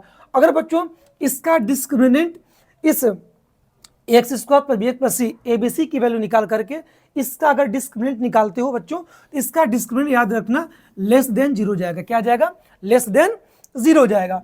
और आप इसका भी डिस्क्रिमिनेंट निकालते हो, इसका भी डिस्क्रिमिनेंट बच्चों लेस देन क्या हो जाएगा 0, आप निकाल लेना, लेस देन 0 नेगेटिव में जाएगा डिस्क्रिमिनेंट। और अगर आप इसको सॉल्व करोगे, सॉल्व करने पे आएगा एक्स स्क्वायर इक्वल टू 0 आएगा। भाई एक्स स्क्वायर इक्वल टू 0 समझ लीजिएगा, एक्स स्क्वायर टू 0 अगर इसका डिस्क्रिमिनेंट निकालेंगे तो निकाल सकते हैं भाई बी स्क्वायर माइनस 4ac से निकाल सकते हैं। एक्स वाला टर्म है ही नहीं, माने कि b आपका क्या हो जाएगा 0 हो जाएगा, माइनस 4 एक्स स्क्वायर 1 और c भी कुछ नहीं 0, माने सब मिला जुला के 0 माइनस 0 ये आ गया 0। तो 0 आने का मतलब समझ रहे हैं, 0 आने का मतलब इसका जो रूट्स हो सकता है वो रियल और इक्वल रूट्स हो सकता है, लेकिन रियल और डिस्टिंक्ट नहीं होगा। भाई इसको सॉल्व करोगे बेटा एक्स स्क्वायर इक्वल टू 0 आएगा, अब इसका डिस्क्रिमिनेंट निकालोगे तो आएगा 0, 0 आने का मतलब उसका जो रूट्स होगा रियल और इक्वल हो सकता है, लेकिन रियल और डिस्टिंक्ट रूट नहीं होगा। मतलब पहला ही ऑप्शन है जिसका डिस्क्रिमिनेंट ग्रेटर देन 0 मतलब 4 है तो 0 से बड़ा है, 0 से बड़ा का मतलब क्या होगा, 0 से बड़ा का मतलब कि रियल होगा और डिस्टिंक्ट रूट होगा, समझ लेना। और डी जीरो आ रहा है तो रियल और इक्वल होगा, डी लेस देन जीरो आ रहा है मतलब नॉट रियल रूट्स होगा, मतलब इमेजिनरी रूट्स होगा, रियल रूट्स नहीं होगा। मेरी बात समझ लो कि नहीं? तो इसका पहला ऑप्शन सही होगा। आशा करते हैं कि जो एक्सप्लेनेशन है बच्चों आपको अच्छे से समझ में आ रहा होगा, ठीक है। अब देखिएगा, if the zeros of the polynomial ax square plus bx plus 2a by B are reciprocal of each other. भाई ये क्वाड्रेटिक पॉलिनोमियल है, इसके दो जीरोज होंगे और दोनों जीरोज एक दूसरे के रेसिप्रोकल है। रेसिप्रोकल का मतलब समझ रहे हैं, अगर एक अल्फा मानूं तो दूसरा जो जीरोज होगा 1 बाई अल्फा होगा। मान लीजिए इसका एक जीरोज अल्फा तो दूसरा कितना 1 बाई अल्फा। और सबको पता है कि product of zero C by A, जो बच्चे पढ़े होंगे भाई, एक अगर ये हमारा क्वाड्रेटिक पॉलिनोमियल है, मान लीजिए पहला रूट अल्फा, इसका दूसरा रूट क्या बीटा है, तो अल्फा प्लस बीटा बच्चों फार्मूला होता है माइनस बी बाई ए, और अल्फा इंटू बीटा होता है वह सी बाई ए, ठीक है। Product of zeros constant term upon के कोफिशिएंट ऑफ एक्स स्क्वायर होता है, और सम ऑफ जीरोस क्या होता है माइनस कोफिशिएंट ऑफ एक्स अपान के कोफिशिएंट ऑफ एक्स स्क्वायर अर्थात माइनस बी बाई ए होता है, ये फार्मूला। अब सुनो, इसका जो दोनों जीरोज है एक दूसरे का रेसिप्रोकल है, अल्फा की वैल्यू अल्फा, बीटा की वैल्यू मैंने 1 बाई अल्फा मान लिया। अब कुछ मत करो, b की वैल्यू पूछ रहा है, अब प्रोडक्ट ऑफ जीरोज निकालो, प्रोडक्ट ऑफ जीरोज। और सबको पता है कि प्रोडक्ट ऑफ जीरोज क्या होता है, कांस्टेंट टर्म अपान के coefficient of x square. c का मतलब यहाँ पर कांस्टेंट टर्म है और a का मतलब कोफिशिएंट ऑफ एक्स स्क्वायर। अब देखो यहां से कांस्टेंट टर्म क्या है, कांस्टेंट टर्म कितना है 2a बाई बी है, होल अपान के, ठीक है।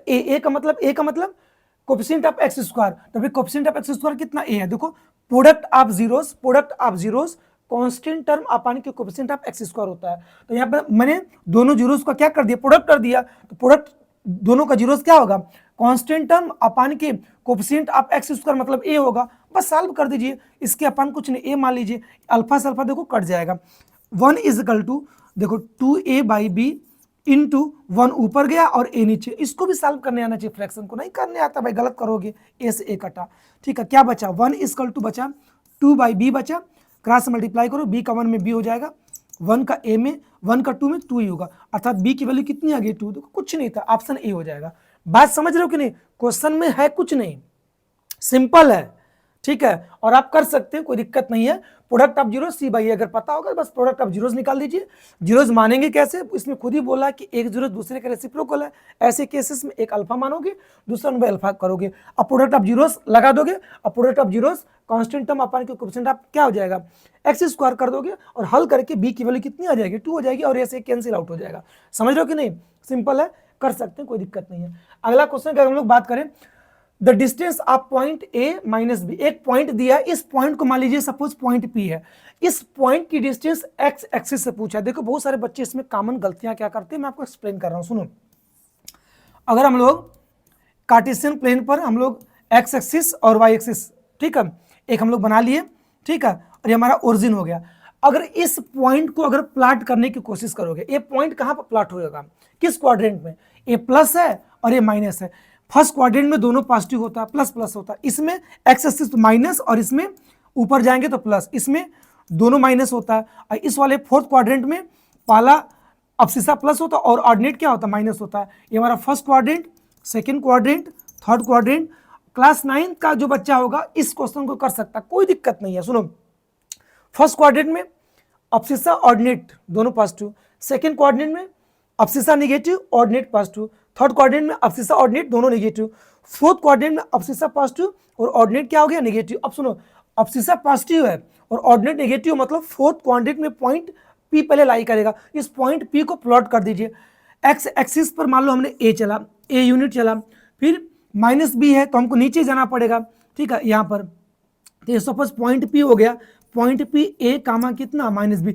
इस पॉइंट पी का बच्चों कोऑर्डिनेट ए कामा माइनस बी है, लेकिन डिस्टेंस की बात करें तो ये हमारी ए यूनिट है और ये हमारी कितनी बी यूनिट, चूंकि मैंने नीचे कितना चला बी चला, ए भी हमारी कितनी बी है, नीचे बी है और ए चला तो ये भी ए है। अब बात समझना, इस पॉइंट पी की डिस्टेंस एक्स एक्सिस से पूछा है, और डिस्टेंस कभी भी, ठीक है, नेगेटिव नहीं होती है, डिस्टेंस हमेशा बच्चों पॉजिटिव होती है, ठीक है। तो कुछ बच्चे जो जानते क्या करेंगे, वो माइनस बी मारेंगे, सोचेंगे पॉइंट पी है और यहाँ से यहाँ तक डिस्टेंस यहाँ पर माइनस बी दिखाया तो माइनस बी मार करके चले जाएंगे, उनको लगता है कि हमने सही करके आया, लेकिन नहीं बच्चों, डिस्टेंस की बात किया है। इस पॉइंट पी का लोकेशन हमारा यहाँ पर होगा।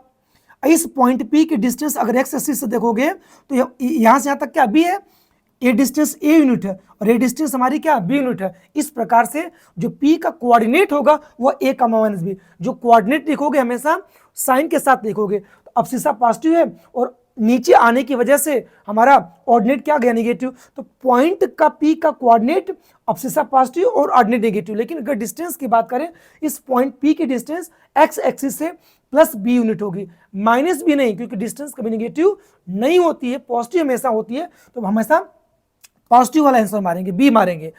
इसका जवाब तुम लोग मुजबानी मार सकते थे, पूछो कैसे, मैं बता रहा हूं। अगर पूछता किसी भी पॉइंट की डिस्टेंस अगर एक्स एक्सिस से पूछ रहा है तो एक्स एक्सिस से पूछ रहा है, इसमें वाई का कोऑर्डिनेट वाला आंसर होगा। एक्स एक्सिस से पूछे तो वाई का कोऑर्डिनेट क्या माइनस बी, लेकिन नेगेटिव डिस्टेंस नहीं होती, आप बी मारेंगे।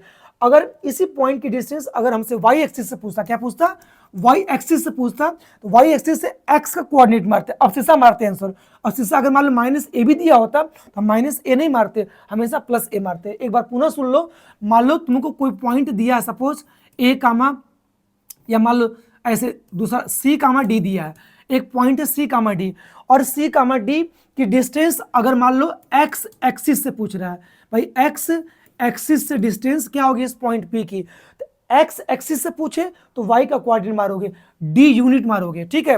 और इसका वाई एक्सिस से पूछे तो वाई एक्सिस से पूछे तो एक्स का कोऑर्डिनेट आंसर होगा, मतलब सी। अगर मान लो दोनों जगह माइनस दिया है तो आपको भी पता है कि डिस्टेंस हमेशा पॉजिटिव के रूप में होगी, नेगेटिव नहीं होगी। तो एक्स एक्सिस से तो एक्स एक्सिस से तो वाई का कोऑर्डिनेट माइनस डी है, लेकिन आप डी आंसर मारोगे। वाई एक्सिस से पूछेगा तो एक्स कोऑर्डिनेट आंसर मारोगे, एक्स कोऑर्डिनेट कितना माइनस सी है तो माइनस सी नहीं प्लस सी मारोगे, क्योंकि डिस्टेंस नेगेटिव नहीं होती। तो मुजबानी जवाब दिया जा सकता था, लेकिन प्लाट करने की जरूरत भी नहीं है। प्लाट कर इसलिए दिया ताकि आप देख सकते हो कि इस पॉइंट पी की इस एक्स एक्सिस से डिस्टेंस कितनी बी यूनिट है, तो माइनस बी नहीं मारना, प्लस बी, क्योंकि डिस्टेंस नेगेटिव नहीं होती है। कोऑर्डिनेट पूछता तो माइनस बी ठीक है, लेकिन डिस्टेंस पूछा है तो बी यूनिट प्लस, नेगेटिव नहीं। बहुत बच्चे इसको मार के आएंगे, जो कि गलत है बच्चों, ये प्लस का आपका बी यूनिट होगा। समझ रहे हो कि नहीं। तो हमेशा डिस्टेंस पूछी तो पहले तो क्या होगा, पॉजिटिव डिस्टेंस होगा, नेगेटिव वाला होगा ही नहीं। ये ऑप्शन वैसे ही कट गया, बचा ए दोनों में से। तो हमसे पूछा एक्स एक्सिस से पूछा है तो वाई वाला कोऑर्डिनेट आंसर होगा, मतलब बी। अगर वाई एक्सिस से पूछा होता तो एक्स वाला कोऑर्डिनेट आंसर होता, मतलब ये वाला ऑप्शन हो जाता। बात समझ रहे हो कि नहीं। तो मुजबानी मारा जा सकता है, ये सब चीजें जानते हो, क्लास 9th में ही बच्चों आपको सिखा दिया जाता है, ठीक है। आशा करते हैं कि इस क्वेश्चन आपको समझ में आ गया होगा, और नेक्स्ट टाइम अगर आता है क्वेश्चन तो कर लेंगे। ये जानते हो क्वेश्चन आपका सिमिलरिटी पर बेस्ड है बच्चों। सिमिलरिटी पर देखो कुछ है नहीं, देखो मुझे ताजुब होता, बहुत सारे यूट्यूब चैनलों ने, ठीक है, मैम लोगों ने, बहुत सारे सर लोगों ने इसका जवाब बहुत गलत बताया था, इसका 4.5 जवाब बताया था, लेकिन नहीं, ऐसा नहीं होगा बच्चों, ठीक है। तो बहुत सारे यूट्यूब चैनल पर बेटा याद रखना, बहुत सारे लोग गलत इसका जवाब बता देते हैं। ऐसी चीज़ों पर मैंने अब की बार देखा था, आंसर की जब लोग बता रहे थे तो इसका जवाब गलत बताया, बहुत सारे चैनल इसका जवाब गलत बताया था। मैं आपको इसका करेक्ट और सही जवाब क्या होगा सॉल्व करके आपके सामने बताने जा रहा हूँ बच्चों। सुनो, देखो यहाँ पे एक ट्रायंगल दिया हुआ है, सिंपल बात है कि पी क्यू एक्स वाई और बी सी के आपस में पैरेलल है। सब भाई पैरेलल है तो इसमें सिंपल सी बात है कि बीपीटी लगेगा, बेसिक प्रोपोर्शनलिटी थ्योरम अर्थात थेस थ्योरम अप्लाई हम लोग करेंगे। अब सुनो क्या हमसे पूछ रहा है कि ए क्यू प्लस सी वाई, ए क्यू प्लस सी वाई, तो पहले इसको निकाल लें और इसको निकाल के दोनों को जोड़ दे, निकल जाएगा। सुनो ए एक्स वाई में क्या लगा दीजिए, बीपीटी थ्योरम लगा दीजिए। भाई पी क्यू एक्स वाई के पैरेलल है तो साइड का रेशियो आपस में क्या होगा, प्रोपोर्शनल होगा, पड़े होंगे, ठीक है। अर्थात ए पी अपान के P X is equal to बच्चों ए क्यू अपान के क्या कर लीजिए क्यू वाई। और देखो सब मान दिया हुआ है, देखो ए पी कितना 2 रख लो, और कितना पी एक्स कितना 1.5 दिया हुआ, ठीक है। और ए क्यू कितना भाई, ए क्यू तो निकालना ही पहले, ए क्यू और अपान के क्यू वाई दिया क्या कहीं, बिल्कुल क्यू वाई 0.75 हल कर लीजिए ए क्यू। देखिए तो ए क्यू करेंगे, क्रॉस मल्टीप्लाई करेंगे तो ए क्यू इंटू 1.5 इक्वल टू, ठीक है, 2 5 6 10 हो जाएगा, 2 7 14 1 15। डेसिमल की अगर हम लोग बात करें तो पीछे से 2 अंक पर डेसिमल लगेगा, मतलब 1.5 हो जाएगा, ठीक है। तो ए क्यू करेंगे तो 1.5 अपान के नीचे भी 1.5 कट जाएगा, तो ए क्यू की वैल्यू कितनी आ गई 1.5 कट जाएगा 1, ए क्यू की वैल्यू 1 आ गई। लो हमने बीपीटी लगा दिया भाई, पी क्यू एक्स वाई के पैरेलल है तो ए पी अपान के पी एक्स और ए क्यू अपान के क्यू वाई, सिंपल। तो आपने देखा, लगा दिया, ए क्यू ए पी कितना आ गया, 1 आ गया। हम लोग अब वाई सी निकालते हैं। वाई सी निकालने के लिए जानते हो क्या, ए बी सी ट्रिएंगल में X Y parallel to B C दिखाकर बीपीटी लगा दीजिए। तो ए एक्स करना पड़ेगा, ए एक्स करना पड़ेगा अपान के, ठीक है, बी एक्स, ए एक्स अपान के बी एक्स इसका रेशियो, और ए वाई अपान के वाई सी का रेशियो, या सी वाई के ले लीजिए, कोई दिक्कत नहीं है, सी वाई ले लीजिए। अब ए एक्स कितना होगा, अच्छा पी एक्स दिया था ना बच्चों, देखो पी एक्स दिया था इसमें, देखो कहाँ का पी एक्स 1.5 दिया हुआ है, ठीक है। अब देखो क्यू वाई दिया हुआ है, देखो यहाँ से क्यू वाई 0.75 दिया हुआ है। हाँ, इसकी वैल्यू मैं ए क्यू की वैल्यू निकाल चुका हूँ, ए क्यू की वैल्यू 1 निकाल चुका हूँ, सॉरी बेटा, ए पी कितना दिया था, ए पी 2 दिया था, ए पी हमारा 2 दिया है, पी एक्स 1.5 दिया, तो यहाँ से लेके यहाँ तक 2 + 1 कितना, 3.5 हो जाएगा। 1 है, कितना है, ए 1 है, और ये वाला मान जो है 0.75 है, तो यहाँ से यहाँ तक लेके 1.75 हो जाएगा। मतलब ए से लेके वाई तक ए 1 है, 0.75 है, तो यहाँ से यहाँ तक कितना हो जाएगा, 1.75 हो जाएगा। अब लगा दीजिए ए एक्स कितना, 3.5, ए एक्स 3.5, और बी एक्स तो हमको निकालना ही है, बी एक्स, एक मिनट, बी एक्स हम लोग को पता है बच्चों, बी एक्स हम लोगों को पता है, बी एक्स 4 पता है। नेक्स्ट ए वाई 1.75 और अपान के सी वाई, लो हमने देखो एक्स वाई बी सी के पैरेलल दिखा करके दिया ही है, तो इतना अपान के इतना और इतना अपान के इतना कर लिया, बीपीटी लगा दिया पुनः। अब काट लो, सी वाई निकालना, क्रॉस मल्टीप्लाई करिए, तो सी वाई इंटू 3.5 इजकल टू 4 × 5 = 20 हो जाएगा, और 4 × 7 = 28, और 2 = 30 हो जाएगा, 4 × 1 = 4, 3 × 7 हो जाएगा, माने आपका 7 हो जाएगा। तो सी वाई इजकल टू 7 अपान के 3.5, भाई सी वाई इजकल टू डिवाइड करेंगे तो कितने टाइम्स जाएगा, मुझे लग रहा है कि 2 टाइम्स जाएगा। देख लीजिए 10 का ऊपर नीचे अगर मल्टीप्लाई भी करते हैं तो ऊपर हो जाएगा 70, नीचे हो जाएगा 35, अब 35 दूना के 70, मतलब सी वाई कितना आ गया, 2। लो सी वाई की जो वैल्यू आ गई वह कितनी आ गई, 2 आ गई, और ए क्यू की वैल्यू कितनी आ गई, 1 आ गई। और हमसे पूछा क्या था, ए क्यू की वैल्यू 1 प्लस सी वाई की वैल्यू कितनी, 2, तो 2 + 1 कितना, 3, अर्थात इसका जो जवाब होगा 3 होगा। तो कौन सा ऑप्शन होगा, इसका जवाब 3 होगा, 3 सेंटीमीटर। बहुत सारे लोग जानते हैं इसका 4.5 जवाब बता रहे थे बिना सॉल्व किए। और सुन लो, जैसे कुछ बच्चे क्या होता है बीपीटी के नॉर्मल प्रॉब्लम सॉल्व करके गए थे, उसमें 2 पहला लाइन ऐसा सॉल्व करके नहीं दिए थे ना एनसीईआरटी में क्वेश्चन, ना तो को ऐसा क्वेश्चन आपको आरएस में ही देखने को मिला था, ठीक है। लेकिन भाई जो क्वेश्चन के अकॉर्डिंग जो भी दिया उसमें अप्लाई करिए, एक अननोन वैल्यू जो भी उसको निकाल करके जोड़ दीजिए, वैल्यू आ जाएगी। जरूरी नहीं है कि आपको क्वेश्चन ये एनसीईआरटी में या आरएस में या कोई टीचर्स, जरूरी नहीं कि इस टाइप का क्वेश्चन कराया हो तभी आप करें, नहीं, जो क्वेश्चन दिया है उसके अकॉर्डिंग आप पढ़िए, ठीक है, कंडीशंस अप्लाई करिए, और जो अननोन वैल्यू उसकी वैल्यू निकालिए, आपको खुद करना होगा। जरूरी नहीं कि ऐसे क्वेश्चंस आपको बुक में ही दिया हो तो अभी वैसा क्वेश्चन आएगा तो करेंगे, ऐसा नहीं बच्चों। क्वेश्चन पढ़िए, उसके अकॉर्डिंग पढ़ के जवाब देने की कोशिश करेंगे बच्चों, तब कोई क्वेश्चन कर पाएंगे। क्योंकि आपके पास सीबीएसई बोर्ड ने बच्चों, मैं आपको साफ साफ बता दे रहा हूँ, तो क्वेश्चन को अपने से सेट कर रहा है, किसी बुक से या कहीं पीवाईक्यू से उठा करके नहीं दे रहा है। आप लोग सजग हो जाइए, मेरी बात समझ रहे हैं, आप लोग सजग हो जाइए, नहीं तो हमेशा, ठीक है, अगर पीवाईक्यू सॉल्व करके सोचे कि अगर जाके हम 100 कर ले तब भी गलत फहमी में आप लोग हैं, ठीक है। तो थ्योरी डिटेल में पढ़िए, आपके सामने कोई भी क्वेश्चन आता है उसको सॉल्व करने की कोशिश करिए और प्रैक्टिस करिए, कोई भी क्वेश्चन आप लोग सॉल्व कर सकते हैं बच्चों, ठीक है। क्योंकि बोर्ड में जो भी क्वेश्चन आ रहे हैं आप लोगों को नए नए पैटर्न पर देखने को मिल रहे हैं, इसलिए सजग रहिए, थ्योरी एकदम डिटेल में पढ़िए। चलिए, आशा करते हैं समझ में आया होगा। नेक्स्ट क्वेश्चन अगर हम बात करें, क्वेश्चन नंबर 9 कुछ भी नहीं है, इस सिमिलरिटी पर है। सिमिलरिटी अगर आप लोग जानते होंगे कि अगर 2 सिमिलर ट्रायंगल है तो करस्पॉन्डिंग एंगल बराबर होते हैं और करस्पॉन्डिंग साइड का रेशियो क्या होता है आपका, बराबर होता है। ये अगर जानकारी है तो इसको कर लेंगे। चलिए, एक ट्रायंगल हमारा ABC है और दूसरा PQR है। भाई A यहाँ लिखिए, B यहाँ लिखिए, C यहाँ लिखिए, P और QR, जानते तो दोनों सिमिलर ट्रायंगल है। भाई सिमिलर ट्रायंगल है तो करस्पॉन्डिंग एंगल क्या होंगे बच्चों, इक्वल होंगे। बस इसी बेसिस पे क्वेश्चन है। देखो क्या दिया, A कितना दिया है 30, ठीक है, Q कितना दिया है, ठीक है भाई 90 दिया है, लिख लेते। और कुछ दिया क्या, 30, 2 ही वैल्यू दिया है, कोई बात नहीं।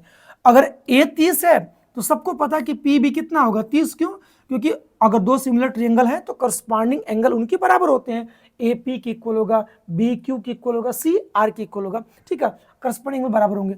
9 3 12 मतलब 120, मतलब आर कितना होगा 60 डिग्री होगा। 60 का मतलब अगर 20 आर 60 है तो सिंपल सी बात है, देखो बी किसके इक्वल होगा, क्यू के इक्वल होगा, तो बी कितना 90 डिग्री, सी किसके इक्वल होगा, आर के इक्वल होगा, आर 60 है तो सी भी कितना 60। और देख सकते हैं कि ए पी के इक्वल, बी किसके इक्वल, क्यू के इक्वल, और सी किसके इक्वल बच्चों, आर के इक्वल, करस्पॉन्डिंग एंगल बराबर हो गए। अब क्या पूछा, आर और बी का समेशन, आर कितना 60 है और बी कितना 90 है, बी कितना 90 है, तो 90 60 9 6 15 150 डिग्री। मतलब ऑप्शन नंबर क्या सी, बताओ इस क्वेश्चन कोई जानता, कुछ भी नहीं पता, कुछ भी नहीं जानता। मैंने कहने का मतलब अगर आपको ये पता है कि भाई अगर दो सिमिलर ट्रायंगल है तो उसके अगर करस्पॉन्डिंग एंगल बराबर होते हैं, इसी बेसिस पर आपसे क्वेश्चन पूछ लिया है। इसमें कौन सा बहुत बड़ा क्वेश्चन पूछा भाई, सिंपल तो है, ठीक है। दो सिमिलर ट्रायंगल है तो करस्पॉन्डिंग एंगल बराबर होंगे, तो करस्पॉन्डिंग एंगल हम लोगों ने निकाल लिया, फिर जो वैल्यू पूछा था उसको जोड़ के 150 डिग्री आ गया, सिंपल है, देख लो। अगला क्वेश्चन, अगर हम लोग अगले क्वेश्चन की बात करें तो देखो, 2 coins are tossed simultaneously, the probability of getting at least one head हो। सबको पता है कि पहले सैंपल स्पेस लिखिए, 2 कॉइन्स है ना, तो H H, H T, T H, T T, बात समझ में आ रही है। देखिए हमारा सैंपल स्पेस हो गया, हमसे पूछा कि probability of getting at least one head, कम से कम एक हेड। भाई कम से कम एक हेड का ही मतलब होता है उस पर एक हेड आए या एक हेड से ज्यादा, एक हेड से कम नहीं होना चाहिए, एक हेड से ज्यादा चलेगा, एक हेड चलेगा, एक हेड चलेगा, एक हेड से कम नहीं चलेगा। तो कम से कम एक हेड में 4 आउटकम में से 3 आउटकम्स आ सकते हैं, तो 3 अपान के टोटल कितना 4, क्योंकि प्रोबेबिलिटी आप लोग जानते हैं एन ई अपान के एन एस, यही हमारा प्रोबेबिलिटी होता है, ठीक है। P equal to n E upon के n S, number of favourable outcomes upon के टोटल नंबर ऑफ आउटकम्स, ठीक है। तो जो फेवरेबल आउटकम्स आएगा एटलीस्ट वन हेड का, वो 3 आ सकता है, कितना में से, आउट ऑफ 4 में से, तो 3/4 क्या हो जाएगा, ऑप्शन आपका सी हो जाएगा। सिंपल है, ये क्वेश्चन आपको हम लोग 9th में ही करा देते हैं बच्चों के, 8th के सिलेबस में है, ठीक है, एटलीस्ट वन हेड वाला। चलिए देखिए एक अच्छा प्यारा क्वेश्चन देखिए पूछा गया था, इन द एडजॉइनिंग फिगर, देखो P A and P B are tangent. अच्छा भाई पी और पी बी टेंजेंट, आपको पता है कि एक्सटर्नल पॉइंट से अगर सर्किल पर टेंजेंट ड्रा की जा रही है तो टेंजेंट की लेंथ इक्वल होती है, अब आपको बात अच्छे से पता है, with centre O such that angle P, अच्छा पी 90 है, कोई बात नहीं है।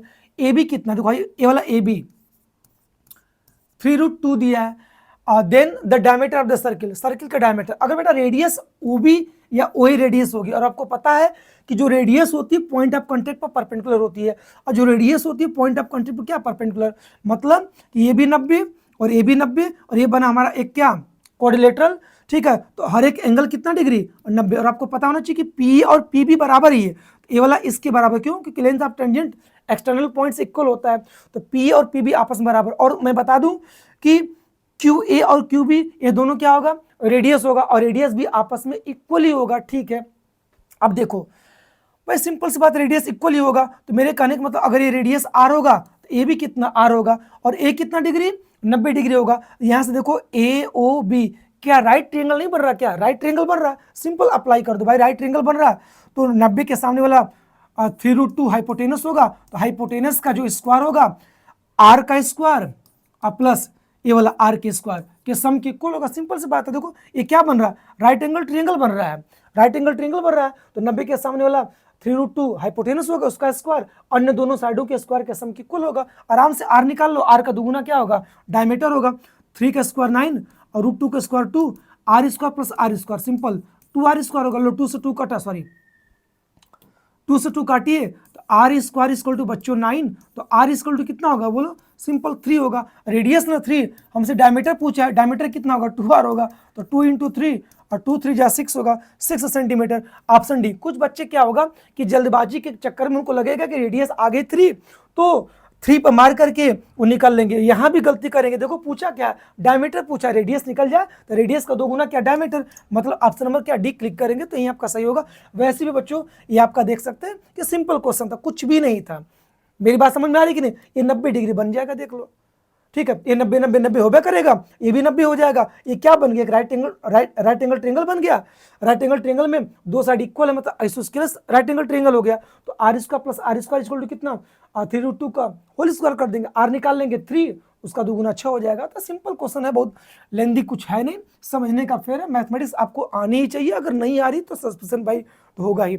इसलिए चलो स्पीड फास्ट करते हैं, ठीक है। 20 क्वेश्चन आज करा देता हूँ। एक्स cos 30 डिग्री और sin 30 डिग्री, ठीक है। और y की वैल्यू दे करके पूछ रहा है कि x क्या बराबर है y के, कि x बड़ा है y से, कि x छोटा है y से, कि x 1 से बड़ा है, x की वैल्यू 1 से बड़ी है, y की वैल्यू 1 से छोटी, ऐसा कुछ क्या दिक्कत है भाई। वैल्यू तो निकाल करके हल करनी पड़ेगी, वो भी डेसिमल फॉर्म में। देखो x निकालते हैं पहले, x cos 30 की वैल्यू पता होनी चाहिए भाई, √3/2, sin 30 1/2, नहीं पता होगा गलती करोगे, सिंपल से बात है। 2 पे एलसीएम करोगे, ऊपर √3 बेटा -1, और √3 की वैल्यू भी बेटा आपको तो मुझे बानी √3 की वैल्यू, √2 की वैल्यू, ऐसे मुझे बानी आपको याद होनी चाहिए, ठीक है। √3 की वैल्यू 1.732 -1 अपान के 2, 1 से 1 कैंसिल हो जाएगा, 0.732 बटा के 2, हल कर दो। 2 3 6 13, 2 6 12, 2 6 12, 0.366, माने x की वैल्यू 1 से तो छोटी आई, 0.336। y की वैल्यू निकाले तो y कितना आएगा बोलो, tan 60 की वैल्यू √3 होगी, cot 60 की वैल्यू 1/√3 होती है, cot 60 की वैल्यू 1/√3 होती है। √3 का √3 में मल्टीप्लाई करो 3 -1 अपान के √3, ऊपर कितना बचेगा 2 बटा के √3। अच्छा रेशनलाइज कर लीजिए, √3 का ऊपर भी मल्टीप्लाई करिए, √3 का नीचे, ऊपर हो जाएगा 2√3 अपान के √3 इंटू √3 कितना हो जाएगा 3 हो जाएगा। अब 2 इंटू √3 का मान आप जानते हो 1.732 बटा के 3, मल्टीप्लाई कर लेते हैं, y का मान यहाँ पर कर लेते हैं, तो कितना हो जाएगा 2 दूनी के 4, 2 3 6, 2 7 14, 2 1 कम 2 1 3 हो जाएगा। अब बटा के 3 देख सकते हो, 2 ही का मल्टीप्लाई करना है ना, एक मिनट फिर से, 2 दूनी के 4, 2 3 6, 2 7 14 हो गया, ठीक है। 2 1 कम 2 1 3, ठीक है, अपान के 3 है। अब y निकाल लीजिए, चलिए काटिए तो y का मान तो कितना हो जाएगा 3 1 कम 3, और यहाँ कितना हो जाएगा, फिर यहाँ पर 3 1 कम 3, एक बचेगा 15, 3 5 15, एक बचेगा फिर 14 हो जाएगा, तो 3 5 3 चौके 12, माने 1.154, ठीक है। x का मान 1 से छोटा आया, 1 से छोटा आया, ठीक है, और y का मान 1 से बड़ा, ठीक है, y का मान 1 से बड़ा है। अब यहाँ कौन सा ऑप्शन मारेंगे, क्या x और y की वैल्यू बराबर है, बिल्कुल नहीं है। क्या x की वैल्यू y से बड़ी है, x की वैल्यू y से बड़ी नहीं, x की वैल्यू y से छोटी है, ये भी गया ऑप्शन। x की वैल्यू y से छोटी, बिल्कुल सी ऑप्शन है। x की वैल्यू 1 से बड़ी, x की वैल्यू 1 से बड़ी नहीं है, ठीक है, पहले काटी दीजिए, ठीक है, कम खत्म। तो ऑप्शन क्या हो जाएगा सी, भाई x की वैल्यू y की वैल्यू से क्या आ रही है, छोटी आ रही है, ठीक है, तो ऑप्शन कौन सा होगा, सी होगा, ठीक है, 12 का सी होगा। सिंपल, समझ रहे हो कि नहीं। अगर इतना नहीं करने आएगा तो सस्पिशन में हो जाएंगे कि x की और y की वैल्यू क्या क्या आ रही हैं, क्या x की वैल्यू y से बड़ी होगी छोटी होगी, कंफ्यूजन हो सकता है। लेकिन √3 की वैल्यू डेसिमल फॉर्म में याद है, खड़ा दरक करके सॉल्व कर लिए, y की वैल्यू सॉल्व कर लिए, अब पता चल गया कि x वैल्यू y से क्या है, बड़ी छोटी क्या है, सब पता चल जाएगा। आगे देखिए 13वां नंबर क्वेश्चन, देखिए क्या सिंपल, देखिए इसमें क्या बेसिक से पूछा हुआ है, ये आपको पता अगर होगा तो कर लेंगे। देखो इसमें पूछा कि for a circle with centre O radius 5 centimetre है, which of the following statement is true, कौन सा ट्रू है, इसका मतलब कि कौन सा ट्रू है, तो 3 ठो क्या दिया होगा, गलत स्टेटमेंट दिया होगा, एक ही सही दिया होगा, सही वाले को छाटना है। क्या बोल रहा, distance between every pair of parallel tangent is 5। अच्छा पहले एक सर्किल बनाइए, distance between every pair of parallel tangent, और आपको पता होना चाहिए कि पैरेलल टेंजेंट कैसे ड्रा करोगे एक सर्किल में। सुनो हाय देखो, अगर ए डायमीटर है, क्या है, मान लो ए बी क्या है, डायमीटर है, तो डायमीटर के एंड पॉइंट से ही बच्चों, डायमीटर के एंड पॉइंट से ही पैरेलल टेंजेंट ड्रा की जाती है। तो एक मान लो पैरेलल टेंजेंट एक्स वाई है और एक एक्स डैश और वाई डैश है, तो डायमीटर के एंड पॉइंट से ही बेटा पैरेलल टेंजेंट आप ड्रा कर सकते हो।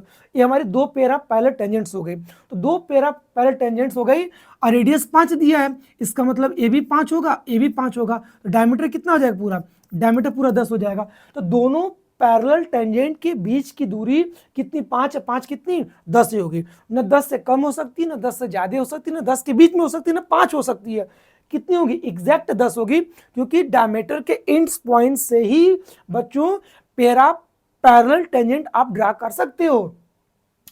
कह रहा है कि डिस्टेंस 5 होगी, 2 पेयर ऑफ पैरेलल टेंजेंट के बीच की डिस्टेंस कितनी, रेडियस 5 है, तो 5 5 10, 10 सेंटीमीटर के डिस्टेंस पर दोनों टेंजेंट्स क्या की जाएंगी, पैरेलल ड्रा किए जाएंगे। तो वैसे ही 5 दिया, गलत हो गया। ये क्यों सही होगा, देखो distance between every pair of parallel tangent is 10 centimetre.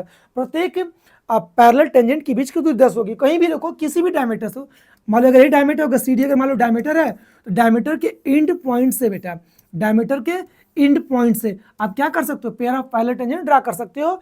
और इन दोनों पेयर ऑफ पैरेलल टेंजेंट के बीच की दूरी हमेशा कितना, 5, रेडियस 5 है, तो 5a अब 5a कितनी 10 ही सेंटीमीटर होगी। समझ रहे हो कि नहीं। तो क्यू वाला ऑप्शन सही होगा। क्यू का मतलब ऑप्शन बी। आर चेक करो क्या दिया, distance between every pair of parallel tangent must be between 5 और 10। कह रहा कि 5 और 10 के बीच दूरी होनी चाहिए। कह रहा कि ये पैरेलल जो टेंजेंट है इसके बीच की दूरी 5 और 10 के बीच में होगी। ऐसा नहीं है बच्चों, हमेशा 10 ही होगी, डायमीटर जितना होगा उसी उतना ही डिस्टेंस होगी। ठीक है, ये भी गलत। देयर डज नॉट एग्जिस्ट, देखो ये अच्छा क्वेश्चन है। There does not exist a point outside the circle from where the length of tangent is 5 centimetre. कहने का क्या मतलब है, सुनो। एक हमारा सर्किल हो गया, ये मान लो हमारा एक्सटर्नल पॉइंट P है, और ये टेंजेंट हो गया, ये हमारा सेंटर हो गया। ठीक है, इसको ऐसे मिला दो, इसको ऐसे मिला दो। ये कहना चाहता है रेडियस कितनी थी, 5 थी, रेडियस 5 हमने कर दिया। ये कह रहा है कि there does not exist a point outside, कह रहे कि ऐसा पॉइंट P आउटसाइड एग्जिस्ट नहीं करेगा, ठीक है, जिसकी लेंथ ऑफ टेंजेंट 5 हो। करेगा, एक गलत स्टेटमेंट दिया, करेगा, क्योंकि देखो इस P को मैं थोड़ा सा यहां पर कर देता हूं, P को, एक मिनट, ऐसे क्वेश्चन समझिए। पहले क्या दिया, सेंटर O हो गया 5, P को हमने यहां पर कर दिया, लो मिला दो। और पता होना चाहिए कि अगर ये टेंजेंट है, रेडियस है, ये कितना डिग्री होगा, 90 डिग्री होगा। ये कितना डिग्री, 90 डिग्री। 90 डिग्री के सामने वाला ये हमारा हाइपोटेनस हो जाएगा। और सुनो, रेडियस कितनी, 5, तो लेंथ ऑफ टेंजेंट भी 5 यूनिट हो सकती है, क्योंकि लेंथ ऑफ टेंजेंट 5, रेडियस भी 5, और हाइपोटेनस निकालेंगे तो 5 अंडर रूट कितना हो जाएगा, 2। इसने बोला कि ऐसा कोई पॉइंट P आउटसाइड एग्जिस्ट ही नहीं करेगा जिसकी लेंथ ऑफ टेंजेंट कितनी हो, 5 हो। एग्जिस्ट ही नहीं करेगा, इसने बोला कि एग्जिस्ट ही नहीं करेगा, मैं बोल रहा हूं कि एग्जिस्ट करेगा। ठीक है, P मान लो A है, तो P A क्या, लेंथ ऑफ टेंजेंट है। एक्सटर्नल पॉइंट से पॉइंट ऑफ कांटेक्ट के बीच की दूरी लेंथ ऑफ टेंजेंट कहलाती है। तो लेंथ ऑफ टेंजेंट 5 हो सकता है। ठीक है, external point P outside exist करेगा जिसकी लेंथ ऑफ टेंजेंट 5 है, रेडियस भी 5, ठीक दिया ही है। तो इस केसेस में इसका जो सेंटर से पॉइंट ऑफ कांटेक्ट के बीच की दूरी कितनी हो जाएगी, 5 अंडर रूट 2। पाइथागोरस से निकालेंगे तो हाइपोटेनस का स्क्वायर, इसका स्क्वायर प्लस इसका स्क्वायर करेंगे तो हाइपोटेनस कितना आ जाएगा, 5 अंडर रूट 2। माने कि पॉइंट P आउटसाइड एग्जिस्ट जरूर करेगा जिसकी डिस्टेंस कहां से, A से, मतलब लेंथ ऑफ टेंजेंट 5 हो सकती है। इसने बोला है कि कोई पॉइंट एग्जिस्ट आउटसाइड करेगा ही नहीं जिसकी लेंथ ऑफ टेंजेंट कितनी हो, 5 हो। ठीक है, टेंजेंट की लेंथ कितनी, 5 हो, एग्जिस्ट करेगा ही नहीं। मैं कह रहा हूं करेगा, 5 होगा, ए भी 5 दिया ही है। तो O से P तक डिस्टेंस कितनी हो जाएगी, 5 रूट 2, एग्जिस्ट करेगा। इसने बोला एग्जिस्ट नहीं करेगा, इसलिए मैं बोला कि S गलत है। बहुत सारे बच्चे इस वाले में कंफ्यूज हो गए होंगे, इसी वाले में S वाले में कंफ्यूज हो गए होंगे। हो सकता है कि उन्होंने जवाब D मार दिया, जो कि गलत है। याद रखना कि इस सर्कल के आउटसाइड एक पॉइंट P जरूर एग्जिस्ट करेगा जिसमें लेंथ ऑफ टेंजेंट 5 हो सकती है, रेडियस 5 दिया ही है, और हाइपोटेनस कितना हो जाएगा, 5 रूट 2 रूट 2, एग्जिस्ट जरूर करेगा। लेकिन इसने बोला कि नहीं एग्जिस्ट करेगा, इसलिए गलत है। बस स्टेटमेंट कौन सा सही है, आपका क्यों सही है। अगर ये बोला होता कि देयर डज नॉट की जगह डज बोलता, there does exist a point, अगर ये बोला होता तो ये स्टेटमेंट ट्रू होता। ठीक है, लेकिन डज नॉट बोला है, एग्जिस्ट नहीं करेगा, भाई गलत बोल रहा है, एग्जिस्ट तो ये करेगा, इसलिए बेटा ये वाला एस आपका गलत है। क्यों सही होगा, समझ लो कि नहीं। इसमें कौन सा ऑप्शन सही होगा, बी वाला सही होगा, जिसमें क्यू वाला स्टेटमेंट सही होगा। तो ऐसे जवाब मारना होगा भाई। तो थोड़ा घुमा फिरा के तो पूछा ही है। सुनो, इसमें क्या है, सिंपल सी बात है, सबको पता कि रेडियस क्या होती है। ये टेंजेंट हमारे को टेंजेंट दिया है, रेडियस क्या होती है, टेंजेंट के पॉइंट ऑफ कांटेक्ट पर क्या होती है, परपेंडिकुलर होती है। ये 90 हो गया, मतलब एक ऐसा ट्रायंगल हो गया, राइट ट्रायंगल हो गया। माने राइट ट्रायंगल में जो दो एक्यूट एंगल होते हैं, इसका समेशन जानते हो कितना होता है, 90 डिग्री होता है। इन तीनों का समेशन कितना, 180 डिग्री, या इन दोनों का समेशन कितना, 90 डिग्री कर लीजिए। तो 3x प्लस x प्लस, इसको भी करना चाहते कर लीजिए 90 डिग्री। एक ट्रायंगल है तो तीनों का समेशन कितना हो जाएगा, 180 हो जाएगा। 3 एक कितना, 4x हो जाएगा, तो 180 माइनस कितना 90, तो 4x इक्वल टू तक कितना हो जाएगा 90 डिग्री। सुनो पूछा क्या है कि 2x डिग्री का मान क्या होगा यार, सिंपल सी बात 4x है ना, तो दोनों तरफ आप 2 को डिवाइड कर दीजिए, 2 दूनी के 4, तो 2x ये करेंगे कितना हो जाएगा 45, अर्थात 2x का मान कितना हो जाएगा 45 आ जाएगा। ऑप्शन क्या हो जाएगा बी हो जाएगा। अगर आप x निकालते हो यहाँ से x निकालोगे x आगे आएगा 22.5, अगर x 22.5 आएगा तो 2x कितना हो जाएगा 22.5 का आधा कितना 22.5 का दोगुना कितना 45। तो ऑप्शन बी, बहुत सारे बच्चे x निकाल लिए पता चला उनका 22.5 आ गया, ठीक है, इसी ए ऑप्शन पर क्लिक कर देंगे, गलत हो जाएगा। नहीं 2x देखो पूछा क्या 2x पूछा है, 2x मतलब 45 होगा, ठीक है, तो सिंपल है, कुछ है थोड़ा ना। देखो 15वां नंबर क्या है कि अ peacock sitting on the top of a tree. Simple, देखो चलो फिगर बना लेते हैं। क्या है, एक पीकॉक है, कहाँ बैठी है भाई, ट्री के टॉप पर बैठी है, और हाइट कितनी है, हाइट 10 मीटर है। चलो ए भी मान लो ट्री है, इसके टॉप सिरे पर पीकॉक बैठी है, इसकी हाइट कितनी 10 है। ऑब्जर्व अ स्नेक, अच्छा मूविंग ऑन द ग्राउंड, यहाँ पर बैठी है और जमीन पे एक स्नेक है। चलो यस फॉर स्नेक, स्नेक है, स्नेक को देख रही है, और स्नेक क्या है, if the snake 10√3 metre away from the base of the tree, base की ट्री से 10√3 मीटर की दूरी पर स्नेक है। चलो इसको मिला दो, राइट एंगल ट्रायंगल बना दो, ठीक है। तो क्या पूछ रहा है, then the angle of depression of the snake from the eye of the peacock, peacock की आई यहाँ पर है और एंगल ऑफ डिप्रेशन बच्चों यहीं बनेगा, यही थीटा मान लो, एंगल ऑफ डिप्रेशन यही बनेगा। अगर ये थीटा सबको पता कि पैरेलल ही होता है, ये थीटा तो ये भी क्या है थीटा, अल्टरनेट इंटीरियर एंगल, ये दोनों लाइनें पैरेलल और ये ट्रांसवर्सल, इसका अल्टरनेट क्या होगा थीटा, अगर थीटा निकल गया तो थीटा की इक्वल होगा, और ये हमारा क्या होगा बोलो एंगल ऑफ डिप्रेशन होगा। चलो तो क्या लगा देते 10 लगा देते, 10 क्या होगा, 10 theta equal to perpendicular upon के बेस, इस थीटा के रिस्पेक्ट में परपेंडिकुलर और ये बेस, तो परपेंडिकुलर कितना 10 है, बेस कितना 10√3 है, लो भाई 10 से 10 गया तो 10 थीटा की वैल्यू कितना 1/√3 बचेगा, और 1/√3 सबको पता 10 30 की वैल्यू होती है, 10 30 डिग्री की वैल्यू होती है, अर्थात कंपेरिजन करेंगे तो थीटा कितना आ गया बच्चों 30 डिग्री। अच्छा थीटा आ गया 30 डिग्री, क्या पूछा है ये 30 डिग्री, इसका मतलब A B angle of depression कितना होगा 30 डिग्री, बस एंगल ऑफ डिप्रेशन पूछा 30 डिग्री, ऑप्शन ये हो जाएगा angle of depression of the snake from the eye of the peacock, simple है, तो 30 डिग्री आपका आंसर हो जाएगा, ठीक है। एक बार फिर से पढ़ लेते हैं, the angle of depression of the snake from the eye of the peacock, peacock की आई से इस angle snake angle of depression है, ये डिप्रेशन बनेगा 30 डिग्री होगा, सिंपल है। चलिए आगे, इफ अ कोन, देखो अच्छा क्वेश्चन है, देखो इस क्वेश्चन को ना मुझे किया जा सकता है, बशर्ते कि अगर कोन और सिलेंडर अगर आपने थ्योरी अच्छे से पढ़ा है तो इसका जवाब अच्छे से दे सकते हो। सुनो मैं बता रहा हूं, एक सिलेंडर है, ठीक, इस सिलेंडर से ग्रेटेस्ट वॉल्यूम का, ठीक है, देखो if a cone of greatest possible volume is होलोड out, इसमें से ठीक है कट करके बाहर निकाला जाता है फ्रॉम अ सॉलिड सिलेंडर, ठीक है, सॉलिड सिलेंडर से, फिर पूछा है कि the ratio of the volume of remaining would, निकालने के बाद जो रिमेनिंग लकड़ी बचा उसका वॉल्यूम किसके कोन के वॉल्यूम से रेशियो पूछ रहा है। अच्छा मान लो रेडियस आर और हाइट कितनी है h, और मैं बता दूं आपको जितना कोन का रेडियस होगा उतना सिलेंडर का रेडियस होगा, जितनी हाइट कोन की होगी उतनी हाइट क्या होगी सिलेंडर की होगी। तो इस सिलेंडर का जो वॉल्यूम होगा, सिलेंडर के वॉल्यूम की बात करें तो πr² होता है, आपको पता होना चाहिए, कोन का वॉल्यूम होता है 1/3 πr² होता है, इतनी बात पता होनी चाहिए, ठीक है। जो सिलेंडर का वॉल्यूम होता है πr² होता है, कोन का वॉल्यूम 1/3 πr² होता है।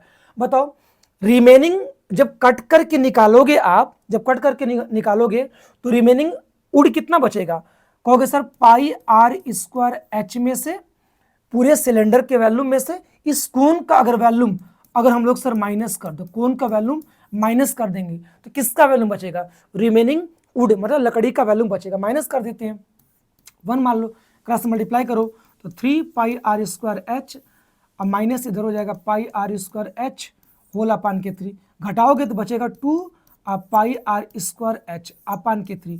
ये जानते हो किसका वैल्यू बच्चों है, इस सॉलिड सिलेंडर से ग्रेटेस्ट पॉसिबल कोन का वैल्यूम अगर कट करके निकाल दोगे तो जो ये लकड़ी बच जाएगा, जो लकड़ी बच जाएगा निकालने के बाद जो लकड़ी बच जाएगा, ठीक है, उसको मैं कलर कर दे रहा हूँ, जो लकड़ी बच जाएगा यही हमारा लकड़ी बचेगा, सुन लो यही सब बचेगा, ये सब बचेगा, बाकी ए तो कट करके निकल जाएगा, ये तो कट करके निकल जाएगा, ये बचेगा।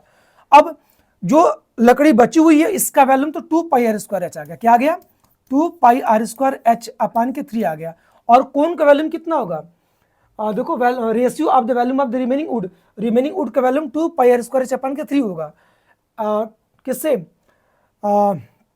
To the cone hollowed out it, जो कोन बाहर निकाला गया इसका वैल्यूम तो 1/3 पाई आर स्क्वायर एच यही होगा, 1/3 पाई आर स्क्वायर एच ही होगा। ये वैल्यूम है किसका है? जो रिमेनिंग वुड है, और ये किसका वैल्यूम है? कोन का है। देखो 3 से 3 कट जाएगा, अब पाई आर स्क्वायर एच से पाई आर स्क्वायर एच कट जाएगा, ऊपर बचेगा 2 और नीचे बस बचेगा 1, अर्थात रेशियो हो जाएगा 2:1। Option C. समझ रहे हो? ये जानकारी आपको होनी चाहिए। और आज के बाद ये भी याद रख लो यार, सुन लो, मैं बता दूं कि सुनो, सिलेंडर का जो वैल्यूम होता है, सिलेंडर का वैल्यूम होता है, अगर एक सुन लो, डिटेल बता रहा हूं, एक अगर सिलेंडर है, सुन लीजिए, अगर एक कोन है इसी में से काट के निकाला गया है, ठीक है, रेडियस सेम है और हाइट सेम है, और रेडियस सेम है और हाइट सेम है, तो इसी से अगर काट करके निकालोगे तो सुन लो, इस जो कोन का वैल्यूम होगा सिलेंडर के वैल्यूम का 1/3 होता है। देखो इस कोन का वैल्यूम जो है, कोन का वैल्यूम सिलेंडर के वैल्यूम का 1/3 होता है, और जो सिलेंडर का वैल्यूम होता है कोन के वैल्यूम का 3 गुना होता है। तो सिलेंडर वाला क्या होगा? 3 गुना होगा कोन से, कोन वाला क्या होगा? 1/3 होगा। किससे? सिलेंडर से। तो मेरे कहने का मतलब है कि जो कोन का वैल्यूम होगा सिलेंडर के वैल्यूम का 1/3 होगा। जब इसमें से बेटा 1/3 पाई आर स्क्वायर एच ठीक कट करके निकाल दोगे तो जो रिमेनिंग वुड बचेगी, जो रिमेनिंग वुड बचेगी, इसका रिमेनिंग वुड का वैल्यूम कितना हो जाएगा? Simple 2/3 pi are square H हो जाएगा, अपान के 3 2/3 पाई आर स्क्वायर एच हो जाएगा। समझ रहे हो कि नहीं? तो रिमेनिंग वुड का volume 2/3 pi are square H आप अच्छे से अभी रट लो, और बाकी इस कोन का वैल्यूम कितना? 1/3 पाई आर स्क्वायर एच है। और रेशियो निकालोगे तो सिंपल सी बात है 2:1 होगा। सिंपल भाई, 3 पार्ट में से 3 टुकड़े में से आपने 1 टुकड़ा तो निकाल ही लिया, इधर बचा 2 टुकड़ा, ये वाला 1 टुकड़ा, 2 और 1 का रेशियो कितना होगा? 2:1 है ना होगा। मेरी बात समझ रहे हो कि नहीं? और ऐसे भी समझ सकते हो, सुन लो कि मान लो एक नकानक आपका एक सिलेंडर है, ऐसे करके पानी से भरा हुआ है, ठीक है, और इसमें से आपने क्या किया कि सेम रेडियस और सेम हाइट का, ठीक है, आपने क्या किया कि 1 गिलास पानी, मतलब कोन के वैल्यूम के बराबर आपने इसमें से पानी आपने निकाल लिया। इसमें कितना पानी बचा? इसमें पानी क्या बचेगा? 2/3 पानी बचेगा। किसके? इसके वैल्यूम का 2/3 बचेगा। तो रेशियो अगर निकालोगे 2/3 का 1/3 से रेशियो तो 2:1 ही आने वाला। सिंपल बच्चों, कर सकते हो, ऑप्शन सी होगा। ठीक है, देखो ये वाला क्वेश्चन है 17। इफ द मोड, देखो इंपिरिकल फार्मूला आपको पता है ना कि जो मोड जो होता है वो 3 मीडियन -2 मीन। MO का मतलब मोड, ME का मतलब मीडियन, और M का मतलब मीन। मैं लिख दे रहा हूं यहां पर, MO का मतलब आप समझोगे मोड, और ME का समझोगे बेटा आप मीडियन, और M जब लिखा हूं इसका आप मीन समझोगे। ये इंपिरिकल फार्मूला होता है। इंपिरिकल फार्मूला देखो हर जगह मैंने बताया था, पिछली बार भी बताया था बच्चों को, कि हमेशा पूछता है, उस पर क्वेश्चन देता है। देखो आया हुआ है, करा कि मोड कितना दिया? 10 लो, मोड 10 दिया है, और क्या दे रहा है? सम ऑफ मीन और मीडियन का सम 25 दिया। अच्छा, अगर मैं मीन को x मानता हूं तो बताओ मीडियन कितना हो जाएगा x के टर्म में? तो मीडियन हमारा हो जाएगा 25 - x। चलो, तो 3 इंटू मीडियन 25 माइनस आप x कर लो 2, मीन को कितना मान के चलो? x मान के चलो। पहले x की वैल्यू निकाल लो, हल कर दो। तो 10 बराबर 25 3 75 माइनस 3x -2x। हल करो, 10 बराबर 75 माइनस 3 2 5x, 5x उधर कर दो तो प्लस 5x हो जाएगा 75। 10 राइट साइड करिए, -10 हो जाएगा। तो 5x इक्वल टू कितना हो जाएगा? 65। काट दीजिए, 5 1 5 5 3 15। x का मान कितना आ गया बच्चों? 13 आ गया। इसका मतलब कि हमने कितना मीन को x माना था, तो x कितना आ गया? x 13 आ गया। और मीडियन बच्चों हमने 25 माइनस x बोले तो 25 माइनस 13 मतलब कितना हो जाएगा? 12 हो जाएगा। 25 माइनस 13 कितना? 12 हो जाएगा। तो किसने क्या पूछा है कि मीन और मीडियन क्या होगा? तो मीन आपका कितना? मीन आपका 13 होगा, और मीडियन कितना होगा 12, तो 13 12 है क्या, कोई ऑप्शन बी। ठीक है, बहुत सारे लोगों ने यूट्यूब पर इसका जवाब गलत दिया था, समझ रहे हो ना। कुछ लोगों मैंने देखा था कि 12 और 13 ऐसे करके जवाब दिया था, नहीं, इसका जो जवाब होगा 12 और क्या 13 और 12, जो मीन होगा वो 13 होगा, मीडियन कितना 12, ऐसे होगा। इस क्वेश्चन को ऐसे लगा सकते हो, कुछ भी नहीं था भाई, मीन और मीडियन का सम दिया 25, हमने मीन को मान लिया x, तो मीडियन कितना हो जाएगा 25 - x होगा। अब बस इंपिरिकल फॉर्मूले में मीडियन का जगह 25 - x, मीन का जगह कितना x, ये वन वेरिएबल में कन्वर्ट हो गया, आराम से सॉल्व करके x निकाल सकते हैं। x निकला तो मीडियन निकल जाएगा, 25 - 12 13 कितना 12 हो जाएगा। और सुन लो, एक चीज़ मैं आपको बता रहा हूँ कि अगर आपको ऐसे जवाब नहीं आ रहा, एक चीज़ मैं आपको टेक्निक बताता हूँ, हमेशा याद रखो कि जो मीन होता है वो ग्रेटर होता है मीडियन से, ठीक है, और ग्रेटर होता है क्या मोड से। इतना अगर इस इनइक्वालिटीज़ को अगर आप पता है तो इस बेसिस पर भी आप जवाब दे सकते हो। ऑलवेज जनरली क्या होता है, जो मीन होता है वो मीडियन से क्या होता है बड़ा होता है, और मीडियन और मीन दोनों से बड़ा क्या होता है मोड होता है, माने मोड सबसे छोटा, उसके बाद मीडियन, उसके बाद क्या मीन होता है। इस बेसिस पर अगर आप लोग ऑप्शन चेक करना चाहो, देखो पहले का मीन है, मीन क्या हो गया मीडियन से, मीन क्या होगा देखो मीडियन से छोटा जो कि बड़ा होना चाहिए, लोग गलत हो गया। सी चेक करो, मीन क्या हो गया मीडियन से छोटा जो कि बड़ा होना चाहिए, लोग गलत हो गया। अब यहाँ पर क्या है मीन है और यहाँ पर मीडियन है, तो मीन कितना 15, ठीक है बड़ा है, मीडियन कितना 10 छोटा, लेकिन मूड 10 दिया है, मूड 10 दिया है, ठीक है, इसका मतलब मीडियन कुछ अलग होगा, और ये भी गलत। इस बेसिस पर भी जवाब इसका आप बी मार सकते थे। जनरली क्या होता है कि मीन बड़ा होता है मीडियन से, और इन दोनों से बड़ा क्या मोड, माने कि मीन सबसे बड़ा होता है, ठीक है, सबसे छोटा मोड होता है। इस बेसिस पर भी इसका जवाब ठीक है मार सकते थे, ऑप्शन आपका बी ही क्लिक होता, समझ रहे हो ना। लेकिन सबसे अच्छा बेस्ट है कि मोड 10 दिया था, और ऐसे करके x मान करके मीन को मीडियन निकाल के 25 - x इसमें पुट कर देंगे, x की वैल्यू 13 आ जाएगी, तो मीन और मीडियन दोनों आराम से निकाल के ऑप्शन क्लिक करिए सटीक, समझ रहे कि नहीं। बेस्ट तरीका आपके सामने कर सकते हैं। देखिए अगला क्वेश्चन क्या है, if the maximum number of students has obtained 52 marks out of 80, 80 number में से बहुत सारे बच्चों ने 52 मार्क्स पाए हैं। भाई मतलब कि 52 मार्क्स पाने वाले ऐसे मैक्सिमम स्टूडेंट है, तो ये किस चीज़ का संकेत दे रहा है कि 52 मीन हो सकता नहीं, बिल्कुल भी नहीं हो सकता है।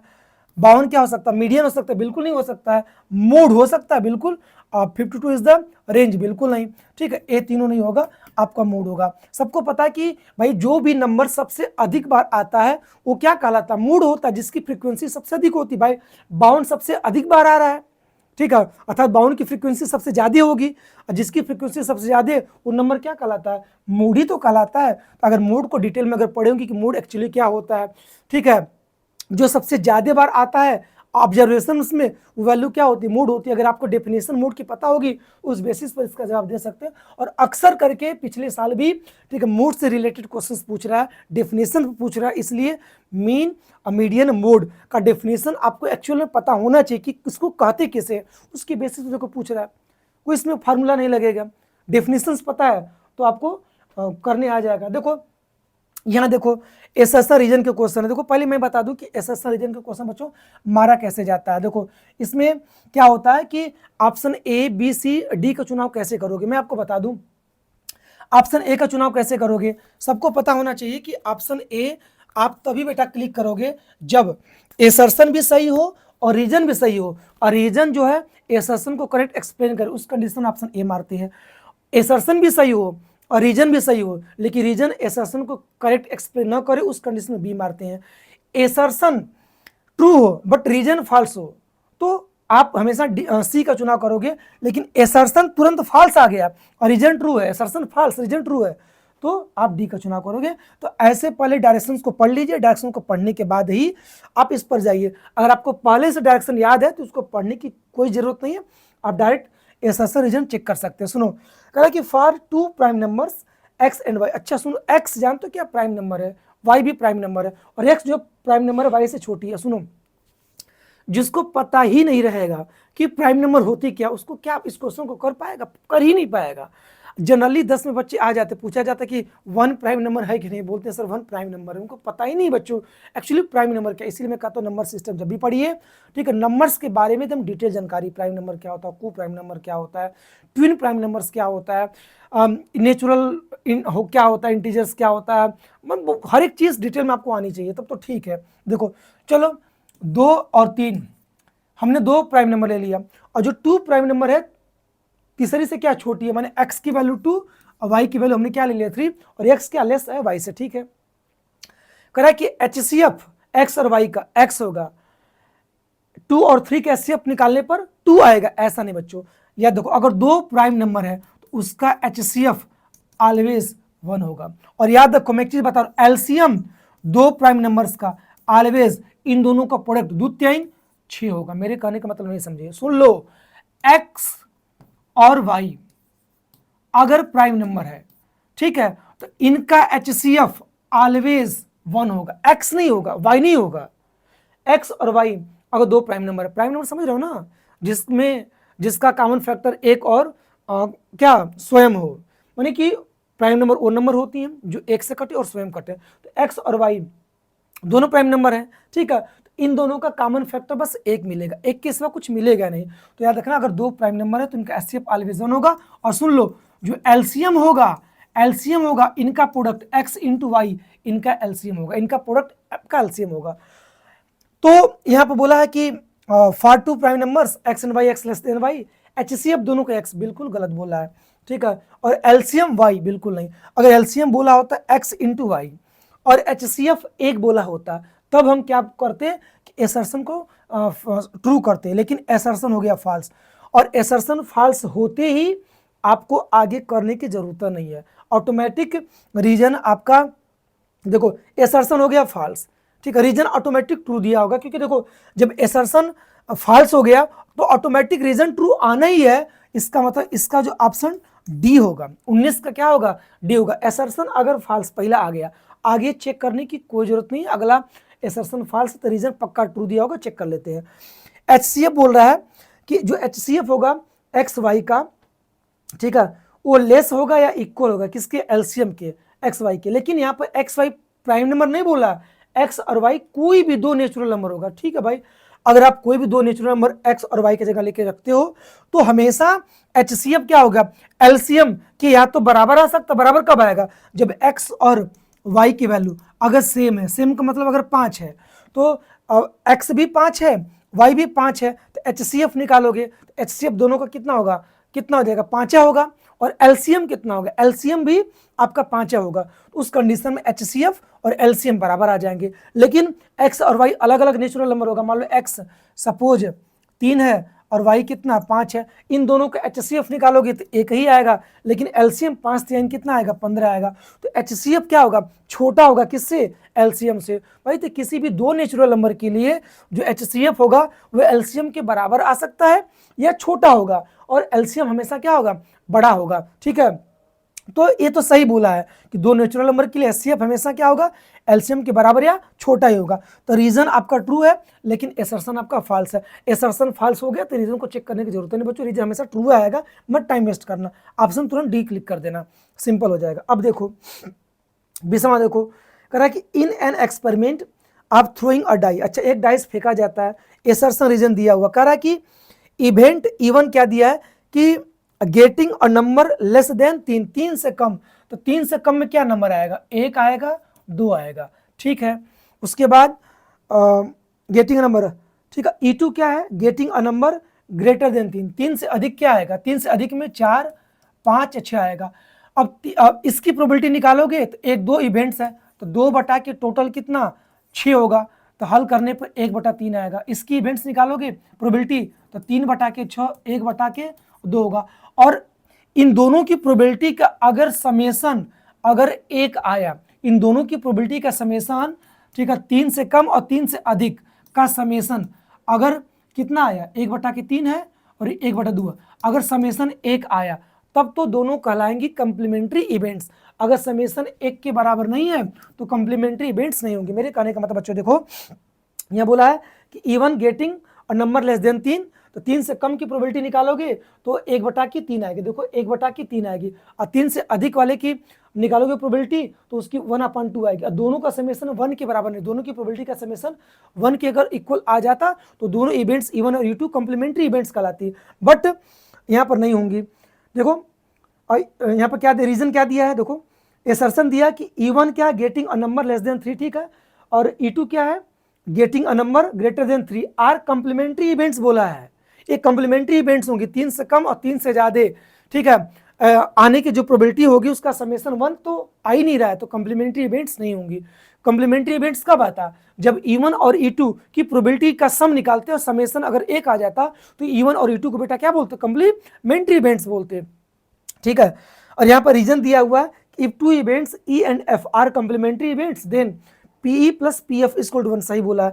अगर बेटा 2 इवेंट्स E और F है और दोनों की प्रोबेबिलिटी का समेशन अगर 1 के इक्वल है तो दोनों इवेंट्स एक दूसरे के क्या कहलाएंगे, कॉम्प्लीमेंट्री इवेंट्स बोलेंगे, तो रीजन सही है। बट एसर्शन क्या दिया, देखो फर्स्ट दिया है, assertion first, automatic reason true दिया ही होगा। इस कंडीशन में 20 का भी क्या ऑप्शन डी होगा। जो बच्चे भाई अंदाजा लगाने की कोशिश किए होंगे तो पहला ए मार देंगे, हो सकता है दूसरा बी मार दे या सी मार दें, नहीं समझ रहे हो, लेकिन दोनों में है क्या, ऑप्शन दोनों का डी है, क्योंकि दोनों क्वेश्चन का 19 और 20 का एसर्शन आपका फर्स्ट दिया है और रीजन आपका ट्रू दिया हुआ है, तो दोनों का ऑप्शन आपका डी ऑप्शन होगा, ठीक है। तो बच्चों जो भी हमने आपको आंसर बताया वो एकदम सटीक और सही आंसर आपके सामने सॉल्व करके दिखाया, इसमें सस्पिशन या गलती वाली कोई भी बात नहीं। बहुत सारे यूट्यूबर ने हम देखा बच्चों की, जानते हो आंसर जो है किसी का कहीं से पता चला, कोई बता दिया उनका आंसर, उनको वीडियो बनाना था, उन्होंने क्या किया कि आंसर किसी का कुछ सही बता, कुछ गलत बता के अपना निकल लिए, सॉल्व किया ही उन्होंने नहीं। तो ऐसा नहीं बच्चों, रीजन के साथ आपको आंसर मैंने दिया और आशा करता हूं कि इस 20 क्वेश्चन का आंसर जो मैंने आपको बताया एकदम टोटल आपका जो करेक्ट आंसर बताया और विद द सॉल्यूशन बताया। कोशिश करिए कि इस टाइप के क्वेश्चन को प्रैक्टिस करने के लिए, और देखने को ये मिला कि भाई 2025 में सीबीएसई कैसा क्वेश्चन बनाया, टेक्निकल तो जरूर बनाया है, नहीं समझ रहे हो, पढ़ोगे अच्छे से सॉल्व करोगे तब भी जवाब दे पाओगे, अदरवाइज तो जवाब दे ही नहीं पाओगे। ऐसा नहीं कि कोई क्वेश्चन एनसीईआरटी का है या आरडी से मैच कर रहा है डिट्टो दे दिया या पीवाईक्यू से पूछ लिया, ऐसा कुछ नहीं है, ठीक है। अब कॉमन सेंस पर है, डिटेल थ्योरी पता रहेगी और ढेर सारे क्वेश्चन की प्रैक्टिस की रहेंगी, तो आपके सामने कोई भी नया क्वेश्चन अगर बोर्ड बना के देता है तो आप आराम से क्वेश्चन कर सकते हैं। इसलिए रटने पर कम जाइए, ठीक है, आप थ्योरी को अंडरस्टैंड करिए, समझिए अच्छे से, उसके बाद किसी भी आंसर का बच्चे जवाब देने लायक आप हो सकते हैं। इसलिए रटने से दूर रहिए, ठीक है, थ्योरी डिटेल पढ़िए, प्रैक्टिस करिए अधिक से अधिक क्वेश्चनों की, ठीक है, उसके बाद जब आप कोई भी क्वेश्चन सामने आता है उसका जवाब आप लोग दे सकते हैं। आशा करते हैं कि चीज़ें आज की समझ में आई होंगी, ठीक है। तो वीडियो लंबी भी होगी और देर न करते हम लोग क्लास बंद करेंगे। ऐसे बच्चों हम लोग अब डेली क्लास कल से नंबर सिस्टम स्टार्ट करते हैं और नंबर सिस्टम को तो डिटेल थ्योरी के साथ हम लोग पढ़ते हैं, स्टडी करते हैं, ठीक है। और बस मिलते हैं हम लोग कल इसी समय, और आशा करते हैं आप लोगों की वीडियो पसंद आई होगी और आप लोग जितना अधिक से अधिक हो सके बच्चों शेयर करना ना भूलें। और मिलते हैं बेटा हम लोग नेक्स्ट वीडियो में, तब तक के लिए सभी बच्चों को बाय बाय, जय हिंद, बाय बच्चों।